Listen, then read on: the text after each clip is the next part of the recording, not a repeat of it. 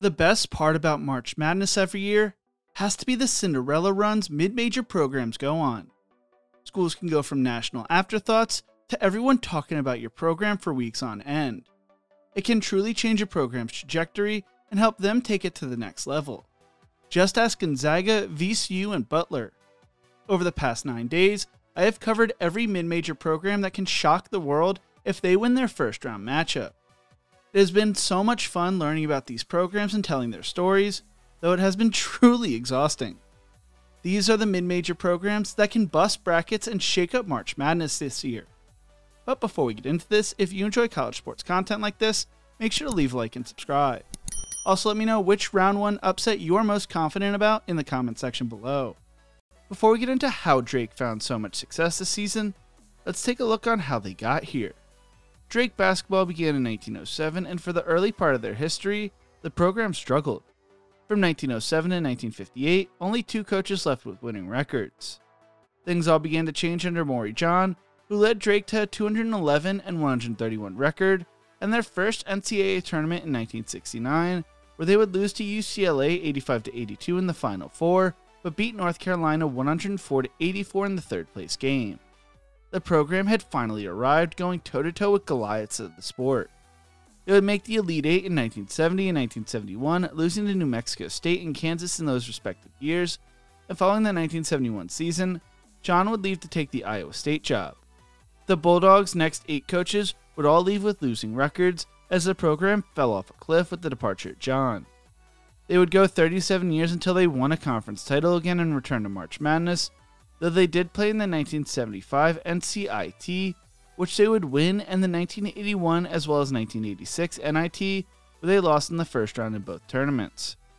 After serving as an assistant from 2003 to 2007, Gino Davis would take over as head coach for the 2007-2008 season, where he led the Bulldogs on a magical run where they finished 28-5 and won both the Missouri Valley Conference regular season title and tournament title to return to March Madness for the first time since 1971.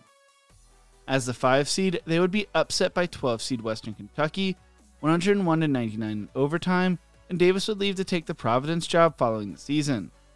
Drake would go back to struggling after the departure of Davis, as they would miss the NCAA tournament for 13 straight years until the arrival of Darren DeVries.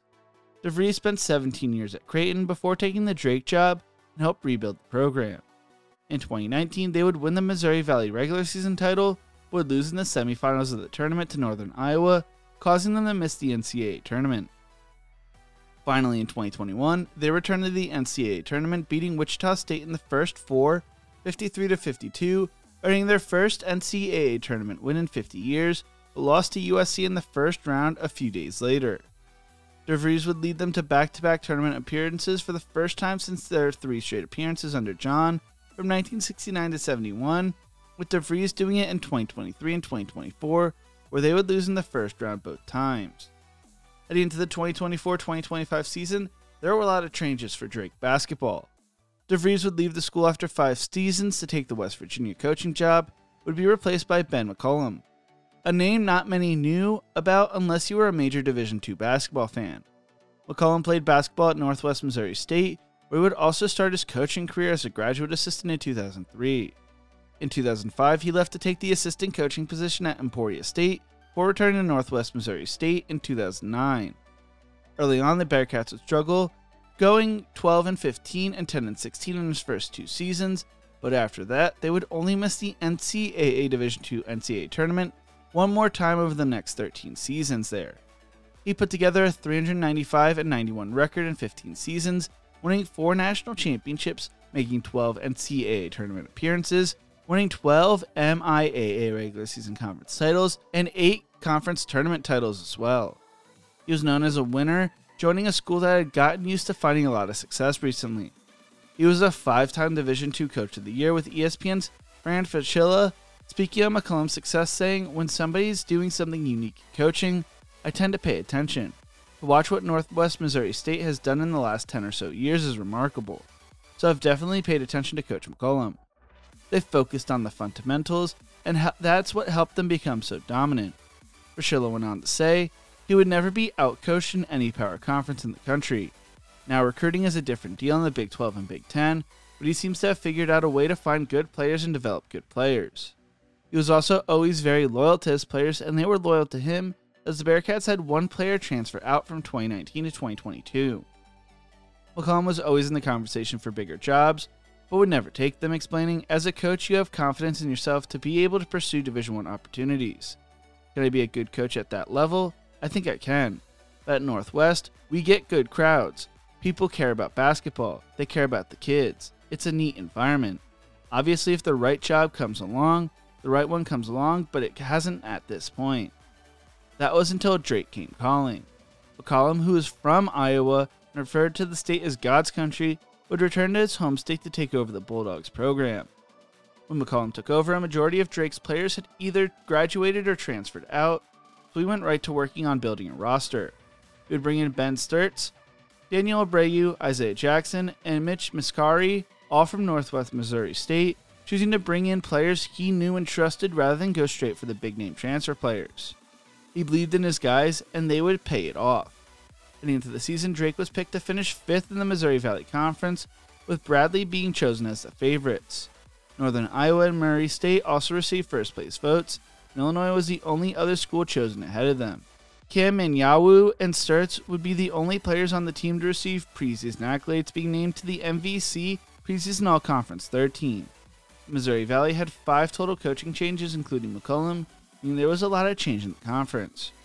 Drake would start off the season hot, going 3-0, beating York, Stephen F. Austin, and Florida Gulf Coast to start the season, allowing an average of 51 points in those games. They would play in the Shriners Children's Charleston Classic, going 3-0, beating Miami, FAU, and Vanderbilt, all by double digits to move to 6-0 on the season. They proceeded to finish non-conference play 10-0, beating Georgia Southern, Valparaiso in their conference opener, St. Ambrose, Kansas State in overtime 73-70, and Green Bay before opening up Missouri Valley play at home. They would win the conference home opener over Belmont 65-46, before losing their first matchup of the season to UIC on the road 74-70, and dropped the second game in a row to Murray State 66-59. During their 12-game win streak, Drake was earning votes to be in the AP poll, and people started to keep an eye on them. They proceeded to go on an 11-game win streak, beating Bradley, Evansville, Illinois State twice, Indiana State, Valparaiso, Missouri State, Northern Iowa, Southern Illinois, and Murray State, before falling to Bradley 61-59 at home. They closed out the regular season on a 4-game win streak, beating UIC, Northern Iowa, Evansville, and Missouri State to finish the regular season 27-3, win the Missouri Valley regular season title. McCollum was voted the conference's Coach of the Year, and Sturtz was named Player of the Year. Drake was not done yet, though, as the Missouri Valley usually only sends one team to the tournament every year, so although they had a great regular season, they still needed to win the conference tournament to play in March Madness. Drake would play suffocating defense throughout Arch Madness, beating Southern Illinois 70-53 in the quarterfinals, Belmont 57-50 in the semifinals, and Bradley 63-48 in the title game to lock up their 3rd straight March Madness bid and their 8th overall in school history. Sturtz went off in the title game, putting up 24 points as the Bulldogs cruised in the second half of that game. After the game, McCollum said, "It feels great. It's the result of a lot of great work. Filling out a roster of 12, hiring a great staff, getting kids, great players, and obviously, this is the result of a lot of those things." According to Joe Lenardi, Drake is projected to be an 11 seed in this year's tournament, and McCollum is now being mentioned for Big Ten job openings like Indiana after so much success in year 1 at Drake. But I would honestly be surprised if he decided to leave due to his belief in loyalty and his love for the state of Iowa. Drake is a dangerous team in this year's tournament and could go on a run. VCU basketball began in 1968 when the school was merged between the Richmond Professional Institute and the Medical College of Virginia. They would struggle at first, not making it to postseason play for over 10 years. Finally, in 1978, they would earn a bid to the NIT, where they would lose to Detroit in the first round. That would set up the success of J.D. Barnett, who would find success throughout the 1980s as the Rams would make the NCAA tournament for the first time in school history in 1980, losing to Iowa in the first round. The following year, they would enter the tournament as a 5 seed, beating Long Island in the first round, earning their first NCAA tournament win in school history, before falling to Tennessee in the second round 58-56 in overtime. They would miss the tournament in 1982, would make the next 3 tournaments, making it to the second round each time, losing to Georgia in 1983, Syracuse in 1984, and Alabama in 1985. Following the 1985 season, Barnett would leave, going 132-48 in 6 seasons, winning 4 Sun Belt regular season conference titles and 3 tournament titles, making 5 NCAA tournament appearances. For the next 11 years, they would miss the NCAA tournament, would play in the NIT in 1988 under Mike Polio, losing in the quarterfinals to UConn. They would join the Metro Conference in 1991, would be left out of the merger with the Great Midwest Conference that created Conference USA in 1995. As a result of that, they would join the CAA. Under Sonny Smith, in their first year as a member of the CAA, they would dominate, going 24-7 and 14-2 in conference play, winning both the regular season and conference tournament title to play in March Madness for the first time in a decade. Smith would finish with a 136-127 record and would be replaced by Mac McCarthy, who went 66-55. Jeff Capel would take over as head coach in 2002 and would lead the Rams to the 2004 NCAA tournament after winning the CAA regular season and conference title, losing in the first round to Wake Forest 79-78. When Capel took the head coaching job back in 2002, he was the youngest head coach at the Division I level at only 27 years old, would leave in 2006 to take the head coaching job at Oklahoma, finishing with a 79-41 record with the Rams. I'm working on a special video right now, so I'm not going to go into super great detail when it comes to Anthony Grant and Shaka Smart, but under those two, the program would take things to the next level. Grant would lead VCU to a school record 28 wins in his first season as head coach, arriving via Florida after serving as a longtime assistant under Billy Donovan, winning the 2006 national title with the Gators. Under Grant, the Rams won 3 regular season titles, 2 conference tournament titles, and made the NCAA tournament twice, making it to the second round in 2007. They would also make it to the NIT in 2008. After going 76-25 with the Rams, Grant would take the Alabama head coaching job. He would be replaced by another former Florida assistant in Shaka Smart. Under Smart, the Rams would win the 2010 CBI championship and made it to the Final Four in a magical run in 2011, losing to Butler. The Final Four appearance would be the start of a 5-year NCAA tournament streak, with VCU making the round of 32 twice. In 2012, the Rams would join the Atlantic 10 Conference, and while Smart would not win a regular season conference title at VCU, he would win a CAA conference tournament title in 2012 and an A10 conference title in 2015, before leaving to become the Texas head coach, following the 2015 season. He would finish his VCU career going 163-56, leaving as the winningest head coach in program history. Will Wade, a former VCU assistant, would return to Richmond, Virginia as head coach of VCU, following Smart's departure, and would lead the Rams to their first A10 regular season conference title and 2 NCAA tournament appearances, going 51-20 in 2 seasons, before taking the LSU head coaching job in 2017. The Rams would stick with the Shaka Smart pipeline when they hired former associate head coach Mike Rhodes as head coach in 2017. Under Rhodes, the Rams would go 129-61, making 3 NCAA tournament appearances, while winning 2 regular season conference titles in 2019 and 2023, and the conference tournament once in 2023. Following the 2023 season, he would be named head coach at Penn State. Ryan Odom would replace Rhodes last year, going outside the Shaka Smart coaching tree for the first time. Odom played college basketball at Hampden-Sydney before starting his coaching career as a graduate assistant for South Florida. He would then serve as an assistant at Furman, UNC Asheville, American, Virginia Tech, and Charlotte, and was named the interim head coach for Charlotte in 2015, going 8-11. He would spend 1 season at Lenoir-Rhyne, going 21-10 and making the NCAA Division II Sweet 16, before taking over at UMBC, that was coming off a 7-25 season. While at UMBC, he led the Retrievers to their magical upset win over Virginia in the 2017 NCAA tournament, losing in the round of 32, and won the American East regular season title in 2021. He would spend 2 years at Utah State, going 44-25 and making the 2023 NCAA tournament. In his first season, the Rams would go 24-7 and lost in the quarterfinals of the NIT. Heading into the 2024-2025 season, VCU was picked to finish first in the A10, earning 14 first-place votes. Other teams receiving first-place votes would include Dayton, who earned 6, St. Joseph's, who earned 5, as well as St. Louis and Chicago Loyola, who each earned 2 votes.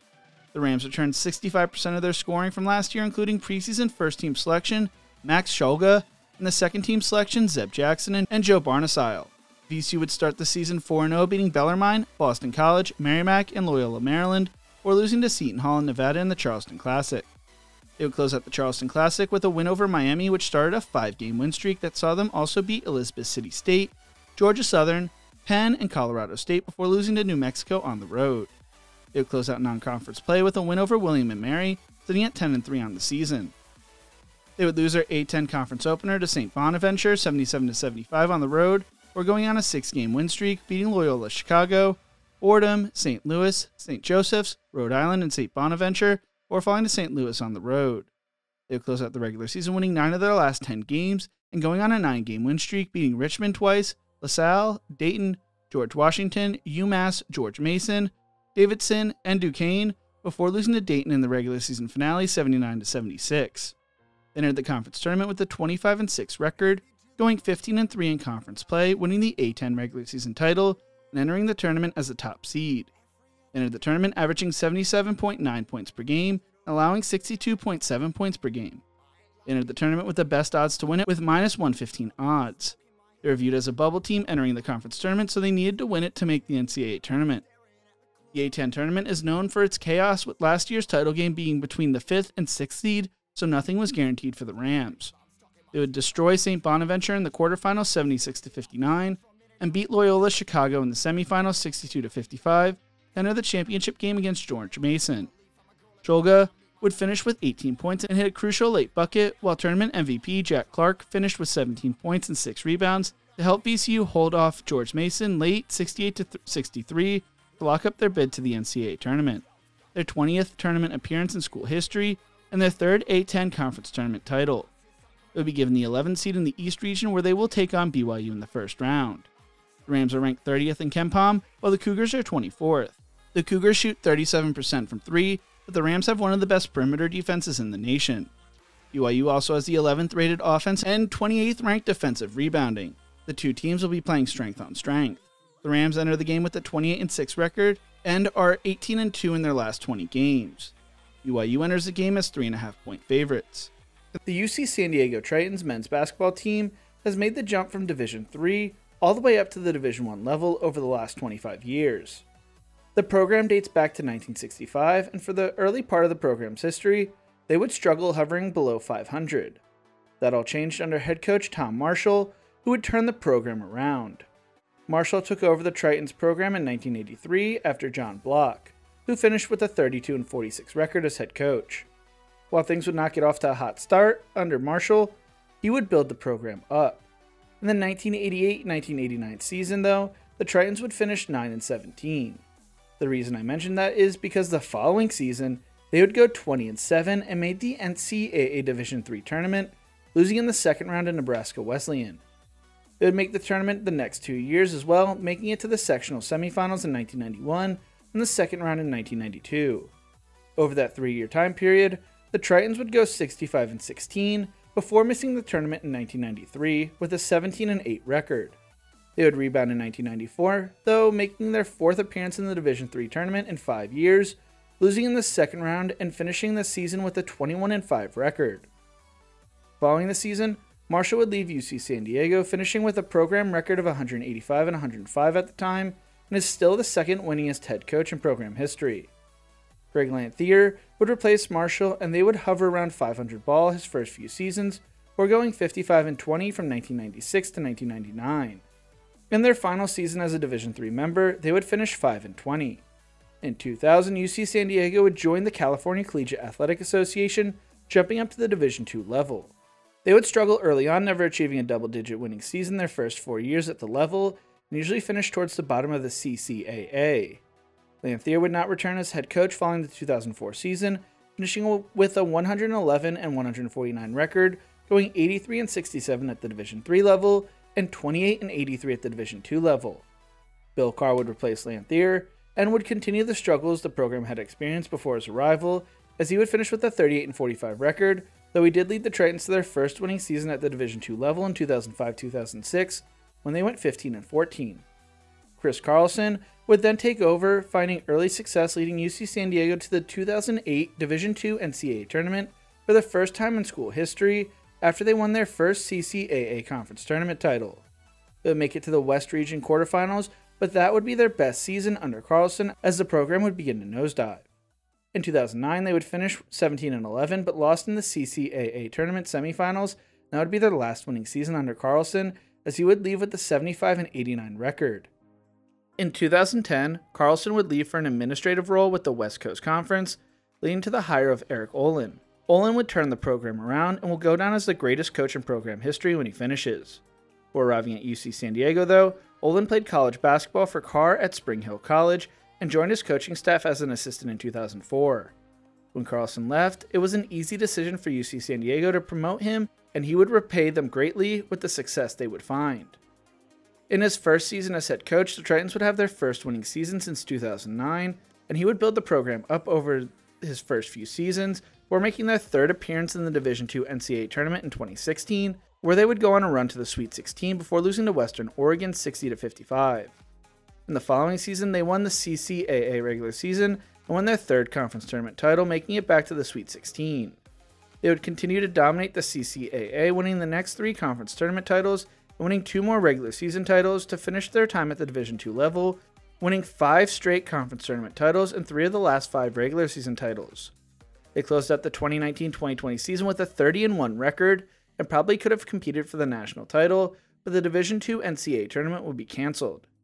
In 2020, they would move up to the Division I level, joining the Big West Conference, and began their mandated 4-year reclassification period. UC San Diego Director of Athletics spoke on the move, saying, "We're extremely happy to be a part of the Big West Conference. I'm excited about getting the national, local, and regional exposure and attention that we deserve. I'm excited about sharing it with the public, who we are and the things that we do, and recognize that we're a national leader when it comes to innovation and creativity, including how we're going to run our athletic department, because we're going to do a lot of things that a lot of schools aren't doing. And we look forward to sharing that with others as we move forward." The Tritons would experience growing pains going from a 30-1 record in 2019-2020 to 7-10 in 2020-2021, but continued building. In 2024, they would have their first winning record at the Division I level, going 21-12 and lost in the first round of the CBI, but this year would be the year where the program would make a name for itself. Heading into the 2024-2025 season, UC San Diego finally became eligible for the NCAA tournament. They were projected to finish 3rd in the Big West preseason polls, with UC Irvine being voted as the favorite, earning 8 first-place votes, and UC Santa Barbara would earn 2 first-place votes, while UC Riverside earned 1. I'm probably going to butcher this, but Eniwaniwa Tate Jones would be the only player to be named to the All-Big West men's basketball preseason coaches team, and the Tritons would lose to San Diego State in their opener, 63-58, but would win their next 2 games over Pepperdine and Sacramento State before falling to Seattle 84-71. They would win the Boardwalk Battle, beating LaSalle, James Madison, and Toledo, and continue to dominate, winning their next 5 non-conference games, and their first 4 conference games to start the season 14-2, going on a 9-game win streak that included a 109-33 win over Laverne. They also beat UC Santa Barbara, Cal State Bakersfield, Idaho, Utah State, San Diego, Occidental 109-51, Cal State Fullerton 90-51, and Cal Poly 95-68, before falling to UC Irvine 60-52. They would rebound with a win over Long Beach State before falling to UC Riverside 85-81. They would dominate the rest of the regular season, closing it out on a 13-game winning streak to win the Big West regular season title with a 28-4 record and an 18-2 conference record. They would come into the conference tournament as the 1 seed with -160 odds ahead of UC Irvine, who came in with +170 odds. They were first in the conference in scoring defense and turnovers forced, and had 4 players averaging double-digit points, including Tate Jones, who was averaging 19.7 points per game, and won the Big West Player of the Year award. They ranked 39th in KenPom and 36th in net. Over the past 13 years, the Big West's top 2 seeds won the automatic bid 8 times. They would dominate UC Santa Barbara in the semifinals 69-51, and beat Irvine 75-61 in the championship game to earn their first Big West Conference tournament title and their first NCAA tournament appearance in school history. Hayden Gray led the team with 22 points in the title game, hitting 6 of his 7 3-point attempts. They enter the NCAA tournament with a 30-4 record and are on a 15-game win streak. They would earn the 12th seed and will play Big Ten tournament champions Michigan in the first round. The Wolverines enter the game as 2.5-point favorites. When picking 12 seeds over 5 seeds, UC San Diego is a sexy pick right now. The game tips off at 10 p.m. Eastern on Thursday on TBS. Colorado State began playing basketball in 1901, would join the Rocky Mountain Athletic Conference in 1910 before joining the Mountain State Conference in 1938. The Rams would find some success in the conference that would later become known as the Skyline Conference, winning 2 regular season conference titles in 1954 and 1961. 1954 would also mark the first time they would make the NCAA tournament, making it to the Sweet 16. Throughout the 60s, they found a lot of success making the NCAA tournament 4 times and going on a run in 1969 that saw them make the Elite Eight. Colorado State would remain in the Skyline Conference until 1962, when the conference would dissolve after BYU, New Mexico, Utah, and Wyoming left to form the Western Athletic Conference. This left Colorado State as an independent until 1968, when they would follow their former conference mates to join the WAC. While as a member of the WAC, the Rams would only win 2 conference titles in 1989 and 1990, which would also be the only 2 years they would make the NCAA tournament. In 1989, they would beat 7-seed Florida, fell to 2-seed Syracuse in the round of 32, while in 1990 they fell to 7-seed Alabama 71-54 in the first round. In 1999, they would leave the WAC and would become an inaugural member of the Mountain West Conference. They would win the Mountain West Conference tournament in 2003, losing to 3-seed Duke 67-57 in the NCAA tournament, and would not make it back to the tournament again for 9 years. In 2010, they made the CBI, while in 2011 they made the NIT, but finally in 2012, under head coach Tim Miles, they made it back to the NCAA tournament as an 11 seed, falling to Murray State in the round of 64, 58-41. Following the season, Miles would leave Colorado State to take the Nebraska head coaching job. In 2013, they returned back to the NCAA tournament for the second year in a row, their first time making it to the tournament in back-to-back years since the 1965 and 1966 tournaments. This time around, they would beat Missouri in the first round, winning their first game in March Madness since 1989, would fall to 1-seed Louisville in the round of 32.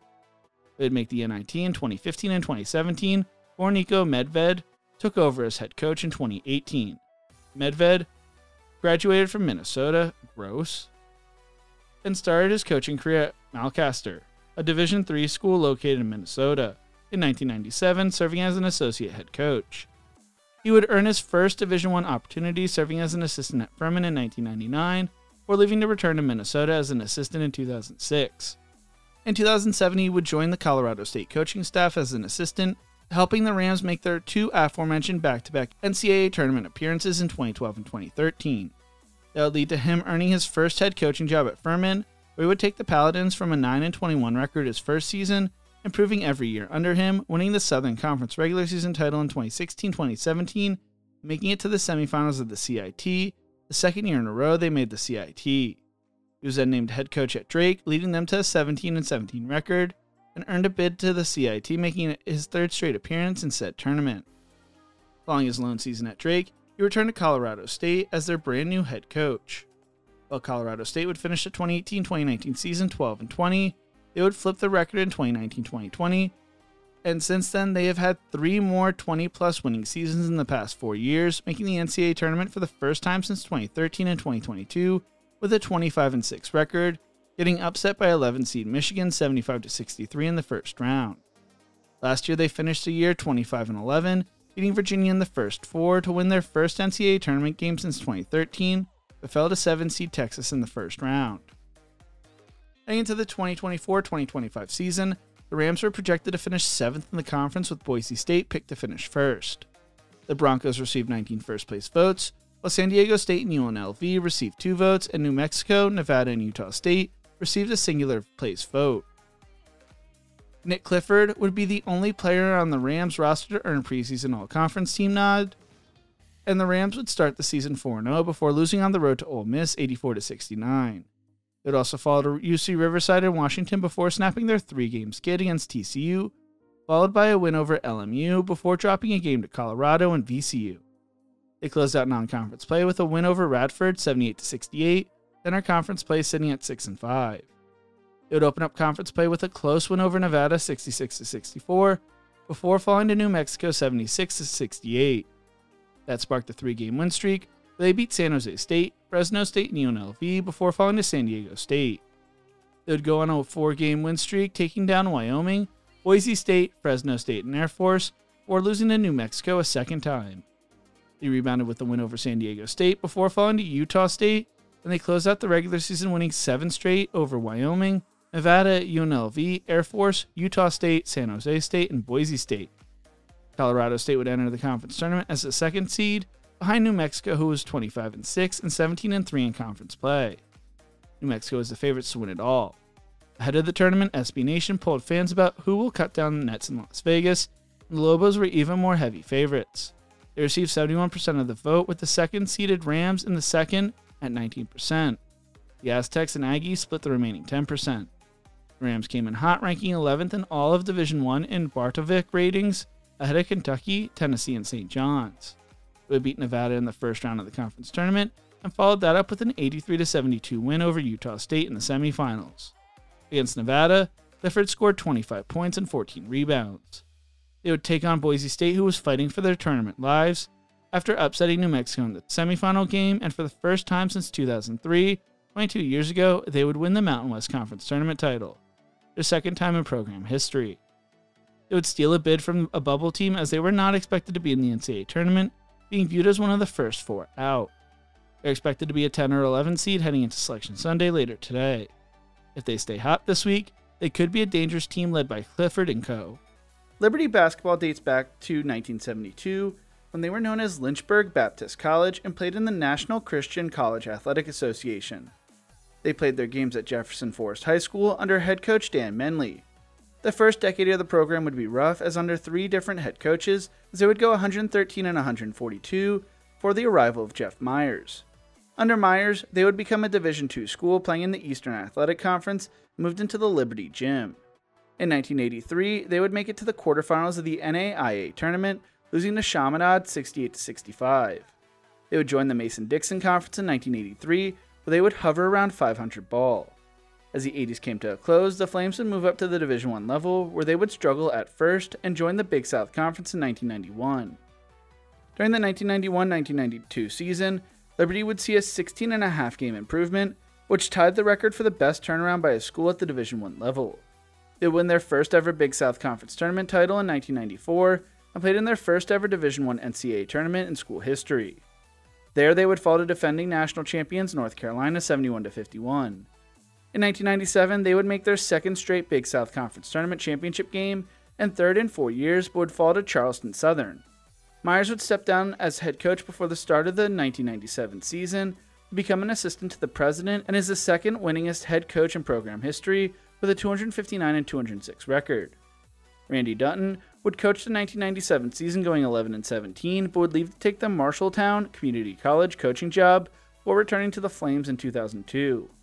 In 2004, he led Liberty to their second berth in the NCAA tournament, after winning their second ever Big South Conference tournament title, beating High Point 89-44, which was the biggest margin of victory in the championship game in conference history. The Flames had also won their first regular season conference title in school history. They would fall to top seed St. Joseph's 82-63. After a 14-17 season in 2006-2007, Dunn's contract would not be renewed. He was replaced by Richie McKay. McKay played college basketball at Seattle before starting his coaching career as an assistant for Washington in 1988. He would serve as an assistant for Queens, Seattle Pacific, Bradley, and Washington before being named the head coach at Portland State. There he would put together a 24-29 record in 2 seasons, and then would be named the head coach at Colorado State, going 37-23 before taking over at Oregon State, where he would go 22-37. Prior to joining the Flames, he was the head coach at New Mexico, going 82-69 and leading them to the 2005 NCAA tournament.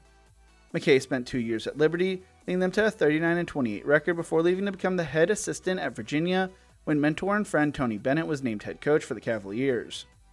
Dale Ayer was named the school's next head coach following McKay's departure after serving as an assistant for the Flames, led the Flames back to the NCAA tournament when they won the 2013 Big South Conference tournament title with a 15-20 record. The Flames would fall in the first 4 to North Carolina A&T 73-72. Following an 8-24 season in 2014-2015, Layers would be let go, ushering in the return of McKay. McKay would rebuild the Flames, leading them back to the NCAA tournament in 2019, where they upset Mississippi State in the first round 80-76 to win their first NCAA tournament game in school history. Heading into the season, McKay had led the Flames to 4 regular season ASUN conference titles, 3 conference tournament titles, and what should have been 3 NCAA tournament appearances, but the 2020 tournament would be canceled. From 2018 to 2021, the Flames won 82-17. Last year, they joined the Conference USA after 5 dominant years in the ASUN and finished 18-14. Heading into the 2024-2025 season, Liberty was picked to finish tied for 5th in the Conference USA preseason polls, earning 1 first-place vote. Louisiana Tech was picked to finish first with 3 first-place votes, but Sam Houston State would also earn 3 first-place votes, while Western Kentucky earned 2 and Middle Tennessee State earned 1. Zach Cleveland and Caden Metheny would each earn preseason all-conference honors, and the Flames looked to go back to the NCAA tournament.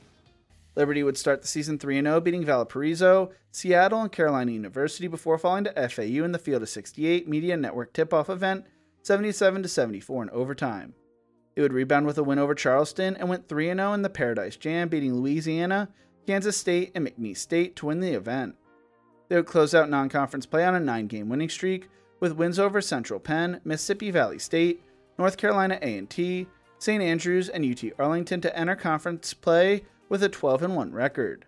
They'd have their winning streak snapped by Western Kentucky in the conference opener, falling 71-70 before beating Middle Tennessee State and Sam Houston. They would then proceed to go on a 2-game skid, falling to Louisiana Tech and UTEP, before going on a 3-game winning streak, beating New Mexico State, FIU, and Kennesaw State. They'd fall to Jacksonville State 72-61, before going on a 6-game win streak, beating Louisiana Tech, Sam Houston, New Mexico State, UTEP, FIU, and Jacksonville State, before losing to Kennesaw State. They closed out regular season play with wins over Middle Tennessee State and Western Kentucky to enter the conference tournament, winning 8 of the last 9 games. The Flames would win the regular season conference title and entered the tournament as the top seed, earning a first-round bye. They entered as heavy favorites with plus 125 odds ahead of Middle Tennessee, who had plus 550 odds, and 2-seed Jacksonville State, who had plus 700 odds. The Flames entered with a top 40 defense according to KenPom, holding teams to a conference league low 62.3 points per game. According to Blogging the Bracket, since 2011, a number 1 or number 2 seed has won the Conference USA Tournament 8 times, with a number 4 seed just as successful as the 2nd seed. They would blow out 8 seed UTEP in the quarterfinals 81-60, before needing a 50-point second-half performance to beat Kennesaw State 81-79 in the semifinals. Guard Caden Metheny led the team with a team-high 24 points and hit 7 3-pointers, 5 of which came in the second half. Colin Porter had 15 points in the win, while Zach Cleveland finished with 11 points and 6 assists. This set up a championship game matchup with Jacksonville State, and after splitting the regular season series, the Flames would come out on top 79-67, led by Conference USA Championship MVP Caden Metheny. The Flames entered the NCAA tournament with a 28-6 record and were given the 12 seed, where they will face off against the Oregon Ducks. Oregon enters the game as 6.5-point favorites and has wins over Alabama, Wisconsin, and Texas A&M. Liberty is currently shooting 38.5% from 3 and slows teams down with their tempo. The Flames don't have a quad 1 win on their resume, so it's hard to evaluate how good this team is though. Colin Capice wrote earlier today, while Liberty may have the momentum from winning their conference tournament, Oregon has a better NCAA tournament resume and a history of winning in the first round on its side. The Ducks win this one and advance to the weekend. The game will tip off on Friday at 10:10 p.m. Eastern on True TV. Yale basketball has had a long and storied history, winning 6 national titles in the pre-NCAA tournament days. Back then, national champions were decided by the Primo Paretta poll and the Helms Athletic Foundation. The Bulldogs would be voted the champions from 1896 to 1901, as well as in 1903. Another fun fact about the Yale basketball team is the fact that on multiple occasions they had former MLB players become their basketball coach, and they were also serving as the Bulldogs baseball coach, as well as former professional football players who did the same, even winning their 1903 championship under New York Giant Yale Murphy with a 15-1 record. From 1902 to 1933, they won 7 Eastern Intercollegiate Basketball League Conference regular season titles and did the same in 1949, as they would qualify for their first NCAA tournament, losing in the Elite 8 to Illinois 71-67. In 1957, they would make it back to the NCAA tournament after winning their first Ivy League championship, would make it again in 1962 and 1963, after winning the Ivy League title. That would be their last conference title for nearly 40 years, and their last NCAA tournament appearance for 54 years. In 1969, the Bulldogs would be put on probation by the NCAA across their entire athletic department when they let Jewish center Jack Langer play in the Maccabi games in Israel. All of the Ivy League presidents endorsed Langer's playing in the games, yet the NCAA would put the hammer down in response. The case would be known as the Langer case, and all 7 Ivy League schools would condemn the NCAA's decision, with 3 Harvard athletes protesting the 1970 NCAA Indoor Track and Field Championship by wearing Yale jerseys on the podium.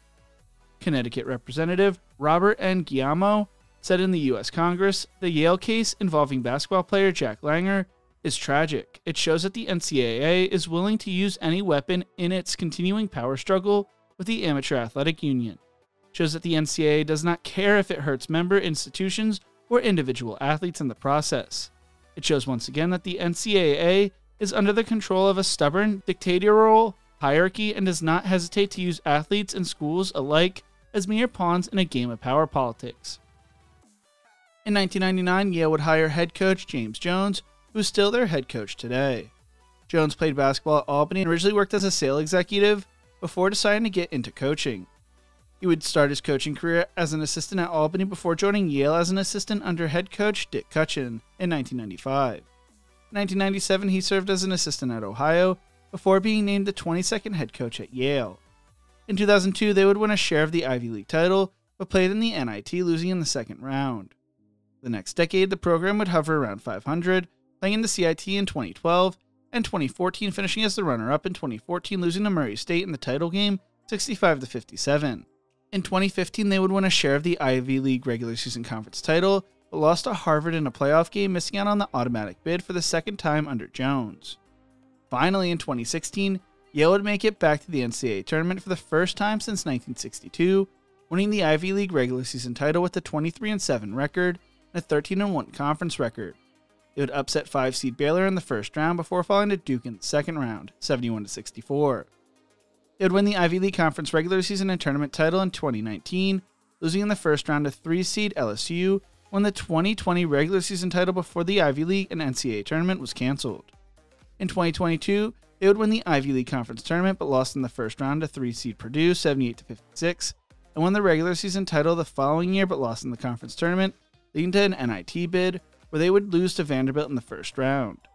Last year, they won the Ivy League Conference tournament title and would shock Auburn in the first round, 78-76, before falling to San Diego State in the second round, 85-57. Heading into this season, Jones was 396 and 311 as Yale's head coach. Heading into the 2024-2025 season, Yale was picked to finish second in the Ivy League behind Princeton. They would lose Danny Wolf, Matt Noling, and August Mahoney from last year's team, but returned to Ivy League Defensive Player of the Year Bez Mabang and sharpshooter John Polakidis. Polakidis made a name for himself last year, hitting key shots against Brown in the Ivy League tournament and Auburn in the NCAA tournament. They also returned Casey Simmons and Yassine Garam. The Bulldogs would have a rough start to the season, starting 2-3 with wins over Quinnipiac and Emerson, but lost to UIC, Purdue 92-84, and Minnesota 59-56, all on the road, or beating Stony Brook 86-64 to head into the Naismith Basketball Hall of Fame tip-off 3-3. Jones would earn his 400th career win when the Bulldogs beat Fairfield 91-66, would lose to Delaware and Rhode Island before beating Vermont 65-50. They would beat Akron in the Sun Bowl Invitational before falling to UTEP 75-74. They closed out non-conference play with a win over Howard, which started a 13-game win streak for the Bulldogs, which led to them starting conference play 12-0. They beat Brown, Columbia twice, Dartmouth twice, Harvard, Princeton twice, Penn twice, and Cornell twice before falling to Harvard on the road 74-69. They closed out the regular season with a 70-60 road win over Brown to finish the regular season with a 20-7 record and a 13-1 record in the Ivy. They would enter the conference tournament as the 1 seed and as heavy favorites to win the quirky 4-team tournament with -160 odds ahead of Cornell, who had +300 odds. Polakidis finished the regular season leading the league with 19.3 points per game, while Nick Townsend finished with 15.4 points per game and 7.1 rebounds. Mabang would win the Ivy Player of the Year award, and the three all finished first-team Ivy. They had the top scoring defense in the league, only allowing 69.7 points per game, while scoring 82.2 points per game. They were top 70 in net, which had them on a 12-13 projection if they won the tournament. The tournament, which started back in 2018 and replaced the tiebreaker playoff, had been dominated by the 2 seed, which had won 5 of the last 6 tournaments, with the 1 seed winning in 2017. Polakidis would secure the win over Princeton with a late 3-point shot, and the Tigers would miss a buzzer beater to survive the scare by the Tigers. He would also have 25 points in the championship game, leading the Bulldogs to a 90-84 win over Cornell, punched their ticket to the NCAA tournament. Heading into the NCAA tournament, Yale would earn a 13 seed, will match up against Texas A&M in the first round. The Ivy League champ has recorded wins in 2 consecutive NCAA tournaments, with Yale taking down Auburn in a 13-4 upset in 2024, after Princeton matched 2010 Cornell's Sweet 16 run as a 15 seed in 2023, so history seems to be on the Bulldogs' side heading into the game. The Aggies entered the game as 7.5-point favorites and won out-of-conference games over Creighton, Ohio State, Purdue, and Texas Tech. The Aggies also beat top seed Auburn on March 4th, giving them their first win over the top-ranked team in the country in school history. They averaged 74.3 points per game and hold opponents to 67.9 points per game. They come in ranked 18th in net and 17th in KenPom, going 7-9 in Quad 1 games and 9-1 in Quad 2 games. Yale, on the other hand, comes in ranked 74th in net and 73 in KenPom, going 1-2 in Quad 1 games and 3-3 in Quad 2 games. The Bulldogs have won 16 of their last 17 games and have the experience on their team that has shocked the world already in the tournament. Can they do it again? The game tips off at 7:25 p.m. Eastern on Thursday on TBS. Grand Canyon basketball dates back all the way to 1949 and was the first team-sponsored sport by the school. It would originally play in the NAIA until 1990, when they would jump up to the Division II level. At the NAIA level, the Antelopes would win 3 national titles in 1975, 1978, and 1988. It would also be the time Leighton McCrary took over as head coach. The Antelopes would play in the Great Northwest Conference, going 74-44, before joining the California Collegiate Athletic Association in 1994. In their first season as a member of the CCAA, Grand Canyon would win the conference tournament and played in the first Division II NCAA tournament, losing in the first round in school history. That would start a run of 4 straight NCAA tournament appearances where they would make the second round twice. After that, the program would begin to struggle after a 3-24 season in 2003-2004. McCrary would finish with a 173-172 record overall and a 119-128 record as a member of the CCAA. In 2004, not only did Grand Canyon enter the season with a brand new head coach in Scott Mossman, they also joined a new conference in the Pacific West Conference. Mossman would lead the Antelopes to a 10-game improvement in his first season, and in his third season led them to a 21-8 record and their 5th appearance in the NCAA tournament, where they made the second round for the 3rd time in school history.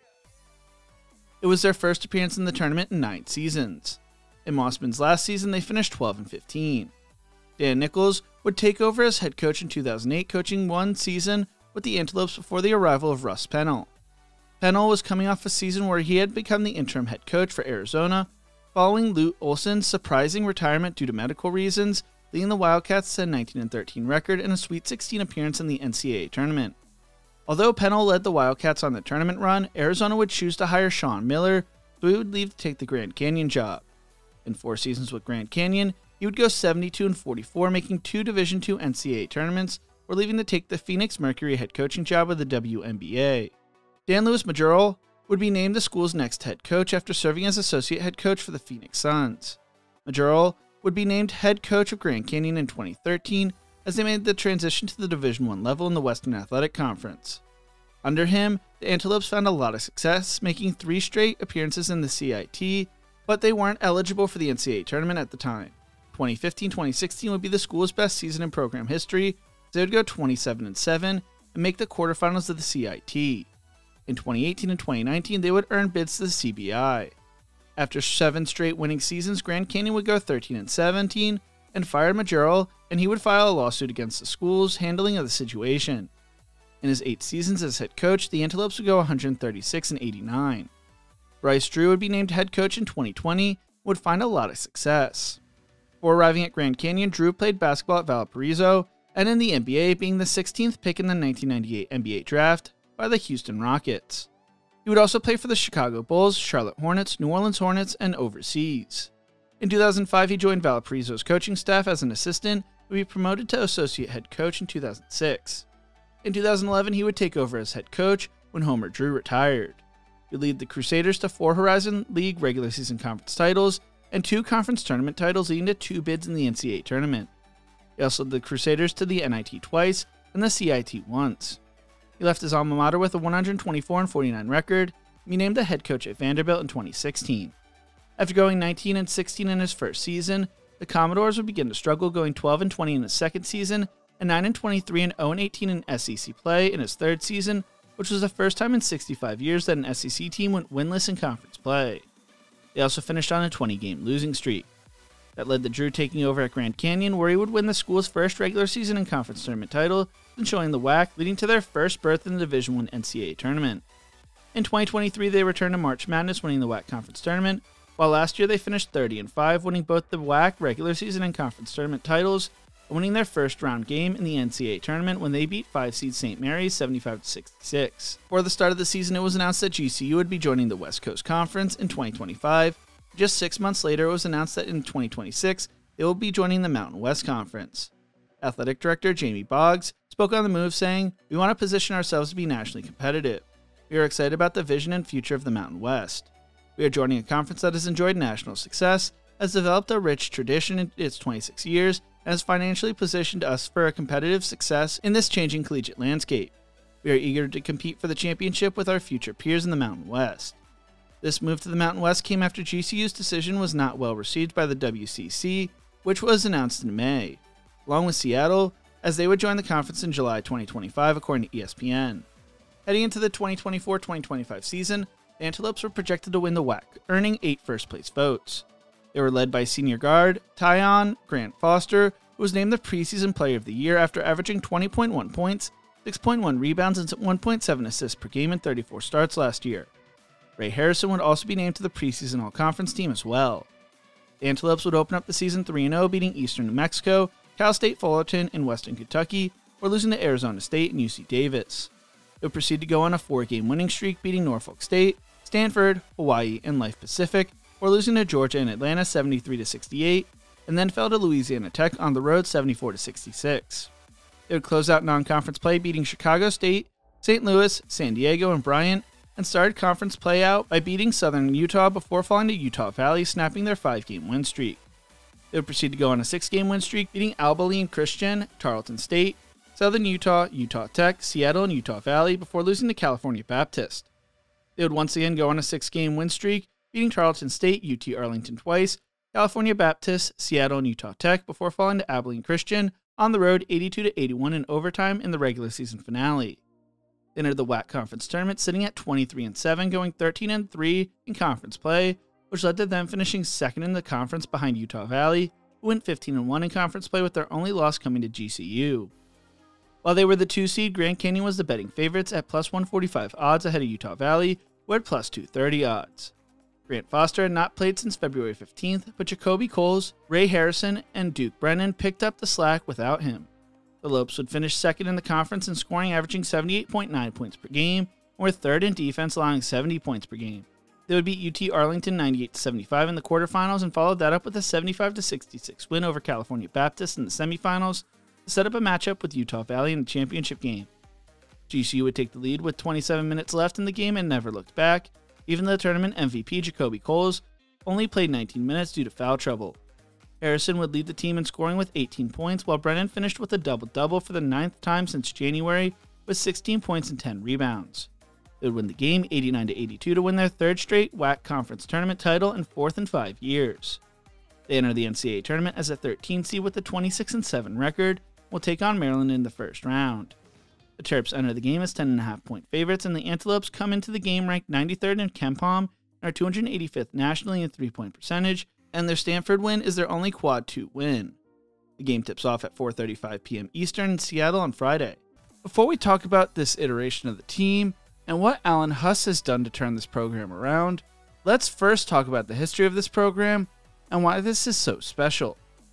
High Point basketball began in 1927, going 14-4 in their first season, as a program joining the North State Intercollegiate Athletic Conference in 1930, which would later become known as the Conference of the Carolinas.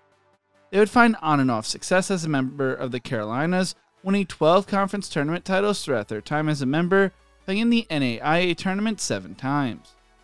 Virgil Yao would become one of the early figureheads of the program, going 342 and 215 across 2 stints as the program's head coach from 1932 to 1945 and 1953 to 1962. During World War II, when the program was struggling with a shortage of men players to field a roster, Yao recruited female student Nancy Eisenhower to play on the team, and she became the first woman to play on a collegiate men's basketball team.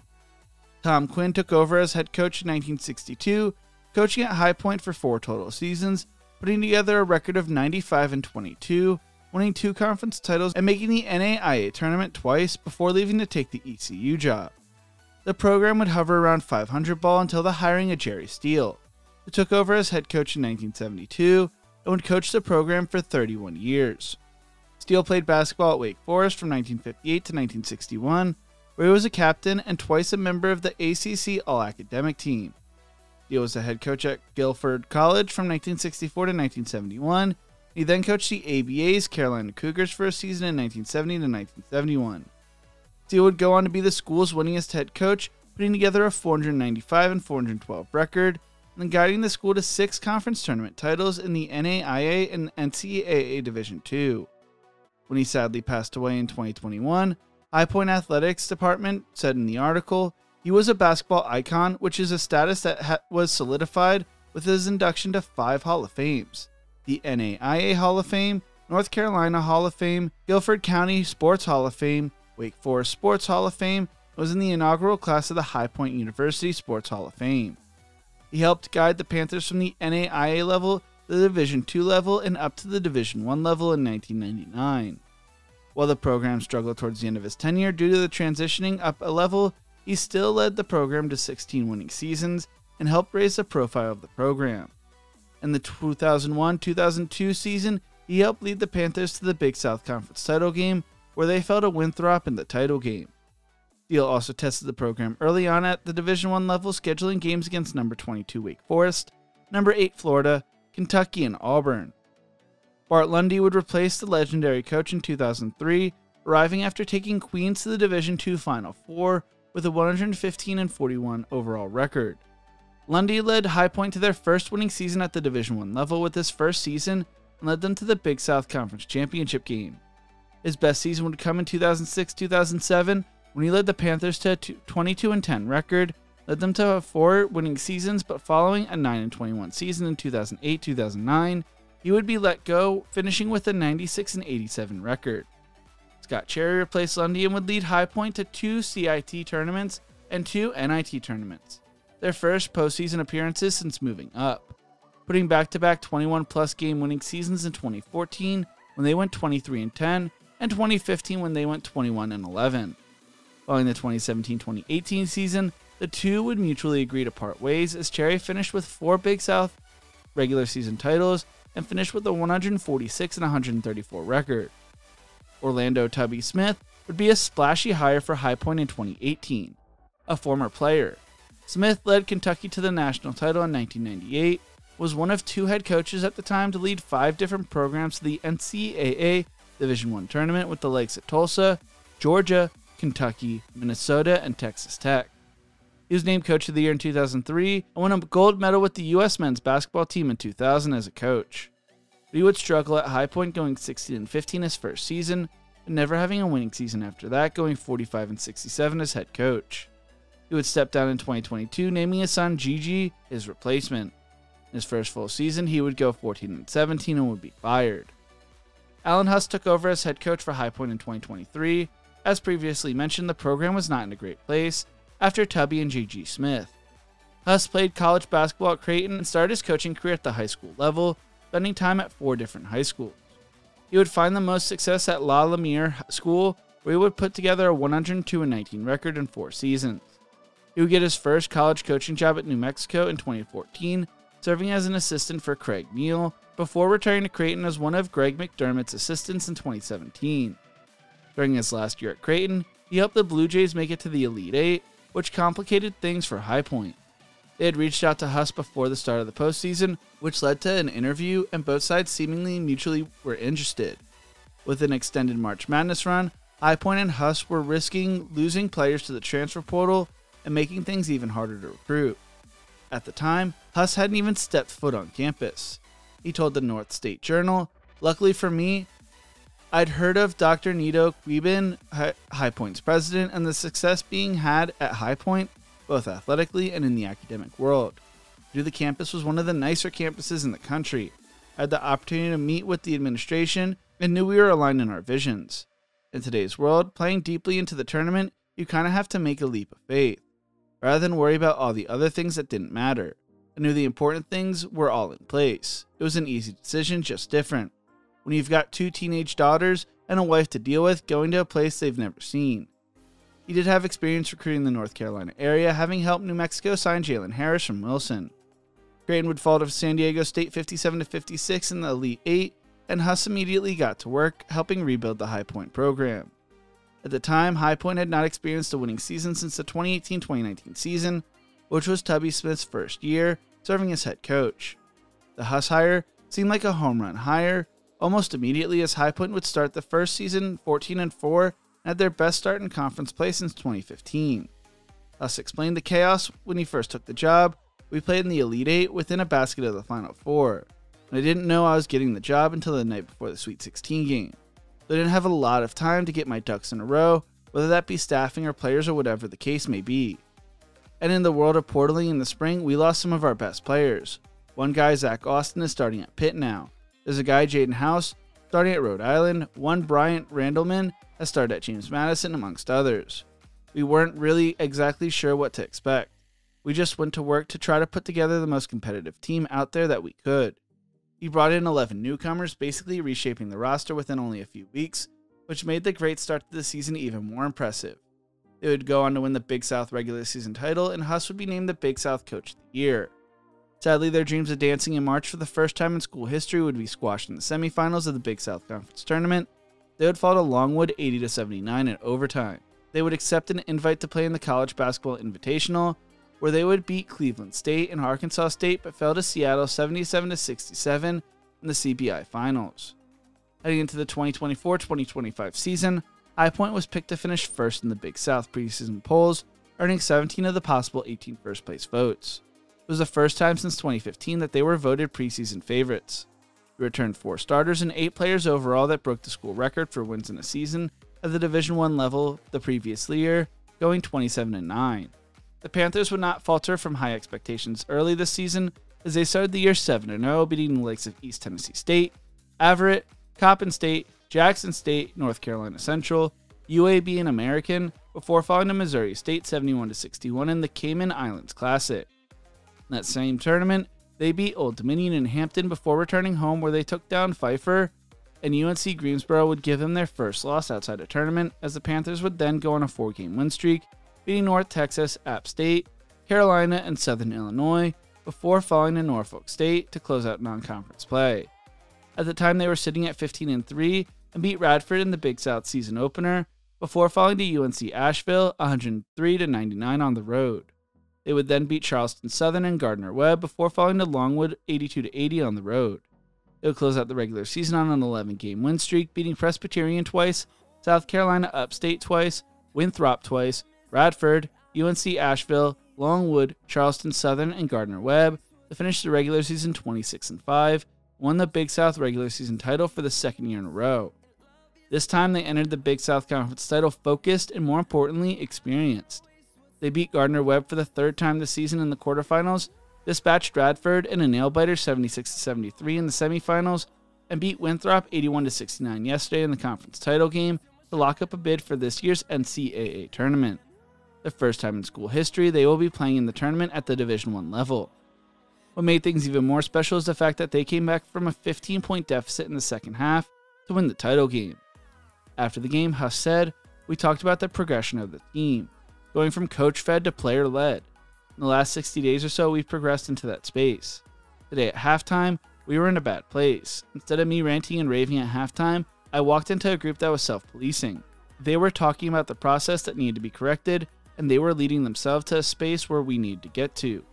We have to consistently remind ourselves how fortunate we are for the support we receive from the administration, our boosters, our supporters, our fans, and our students. They love this university.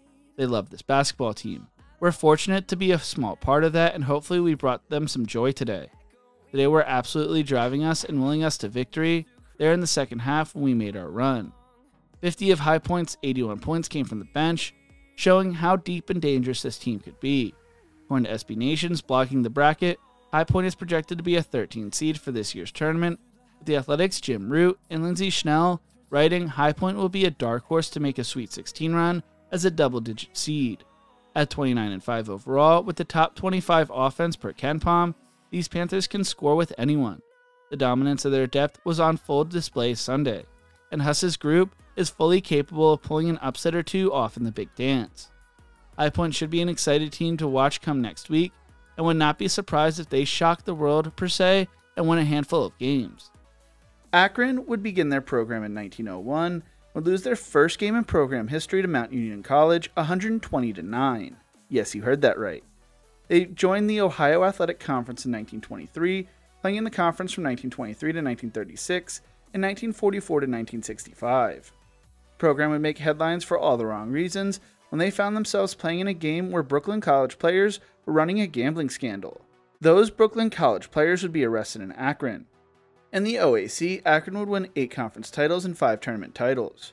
Under head coach Tony Laderza, the Zips would go 178-59, winning 3 Ohio Athletic Conference tournament championships, making the Division II NCAA tournament Final Four twice and national title game once. They would leave the OAC in 1965, playing as an independent, and then move down to the Division III level for one season, before moving back up to the Division II level. They would play 2 seasons in the Mid-Continental Conference before joining the Ohio Valley Conference in 1979, but began playing conference games in 1980. When joining the Ohio Valley, they would also move up to the Division I level. They found a ton of success at the Division II level, making the Division II NCAA tournament 7 times, making the Elite Eight 5 times, and Final Four 2 times, as well as the national title game twice but never winning it. It would make the Division I NCAA tournament for the first time in school history when they won the Ohio Valley in 1986, losing to 2-seed Michigan 70-64 under head coach Bob Huggins and not making it back to the dance again for 23 years.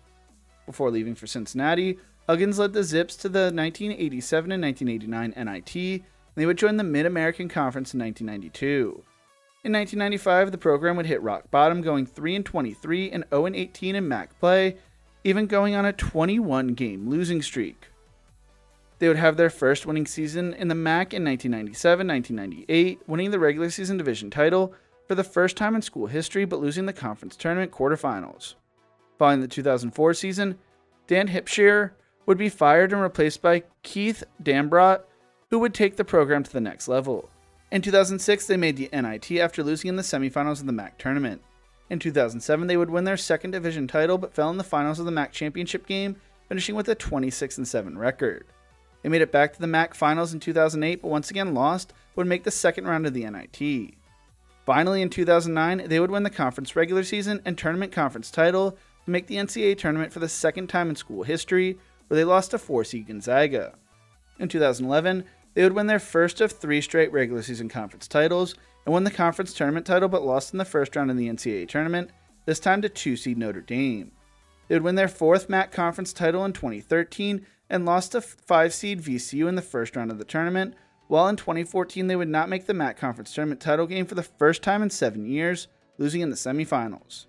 In 2016 and 2017, they would lose in the finals of the MAC tournament after winning the regular season conference title, resulting in bids to the NIT. After 13 seasons, Dambrot would leave Akron as the winningest coach in school history with a record of 305 and 139, as the team averaged 23.5 wins a season throughout his tenure. Heading into the 2017 season, John Gross would be named head coach of the Zips. Gross played basketball at Taylor, where he would start his coaching career as an assistant in 1993. In 1996, he joined NC State in the same role. He would serve as an assistant for Butler, Xavier, and Ohio State before getting his first head coaching job at Ohio. While with the Bobcats, he would make the NCAA tournament twice, leading them to the 2010 Round of 32 and 2012 Sweet 16, before taking the Illinois head coaching job, finishing his time with the Bobcats with an 85-56 record. While with the Illini, he would only make the NCAA tournament once and followed that with 3 appearances in the NIT in 4 years. He would be fired following the end of the 2017 season, finishing with a 95-75 record. The Zips would win the MAC Conference regular season title in 2019-2020, but the conference tournament would be canceled due to the events of 2020. In 2022 and 2024, they would make the NCAA tournament by winning the MAC Conference title, but would lose in the first round both times. Heading into the 2024-2025 season, Akron was picked to finish second in the preseason poll, receiving 1 first-place vote behind Ohio, who would receive 11 first-place votes. They would not get a vote from anyone to win the conference tournament title. Isaiah Gray would be the only player selected to the preseason team, being named preseason All-MAC second team.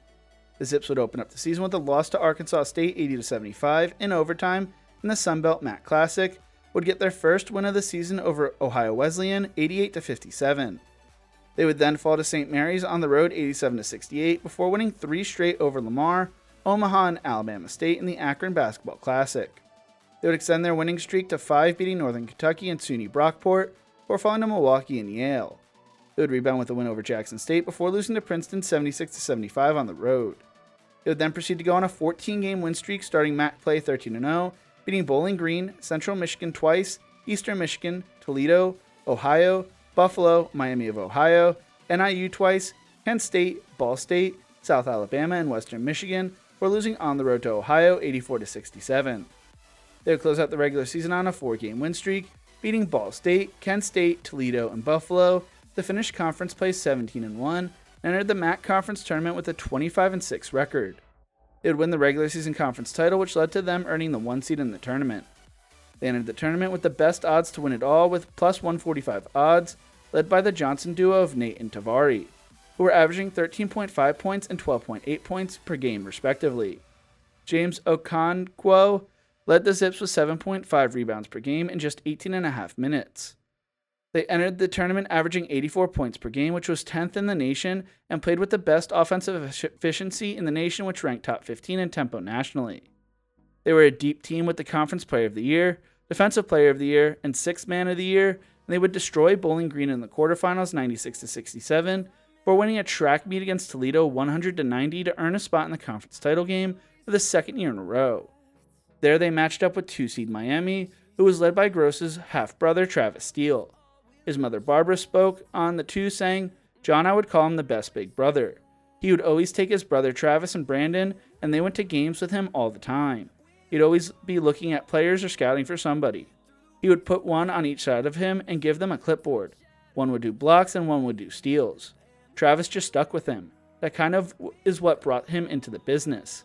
The boys are very close. I'm not saying that about today. They're not. And I want to say this. They are really good men. If I was a parent and I was looking to send a young man off to college to play basketball, I would definitely think of those two guys. They're really good role models. I'm very proud of them. John even coached Travis's youth team back in the day." The game would go down to the wire with Nate Johnson hitting a buzzer beater with 2 seconds left to give the Zips their second straight MAC Conference Tournament title.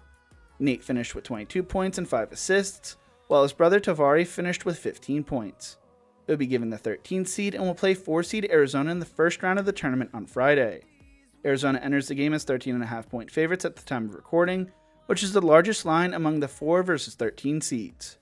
Historically, Arizona is a bad team to bet as a March Madness favorite. Since 2013, the Wildcats are 5-13-2 against the spread as favorites in the NCAA tournament and just 13-7 overall. The game is expected to tip off at 7:35 p.m. Eastern on True TV. Before we get into how Lipscomb made the NCAA tournament, let's first go over a little bit of their history. Throughout the 80s and 90s, the Bison were a consistent program at the NAIA level, making the tournament 14 times in 18 years. While they would lose in the first round in 1982 and the second round in 1985, they would win the NAIA National Championship in 1986, beating Minnesota Duluth, Emporia State, Central Washington, St. Thomas Aquinas, and Arkansas Monticello in the title game 67-54.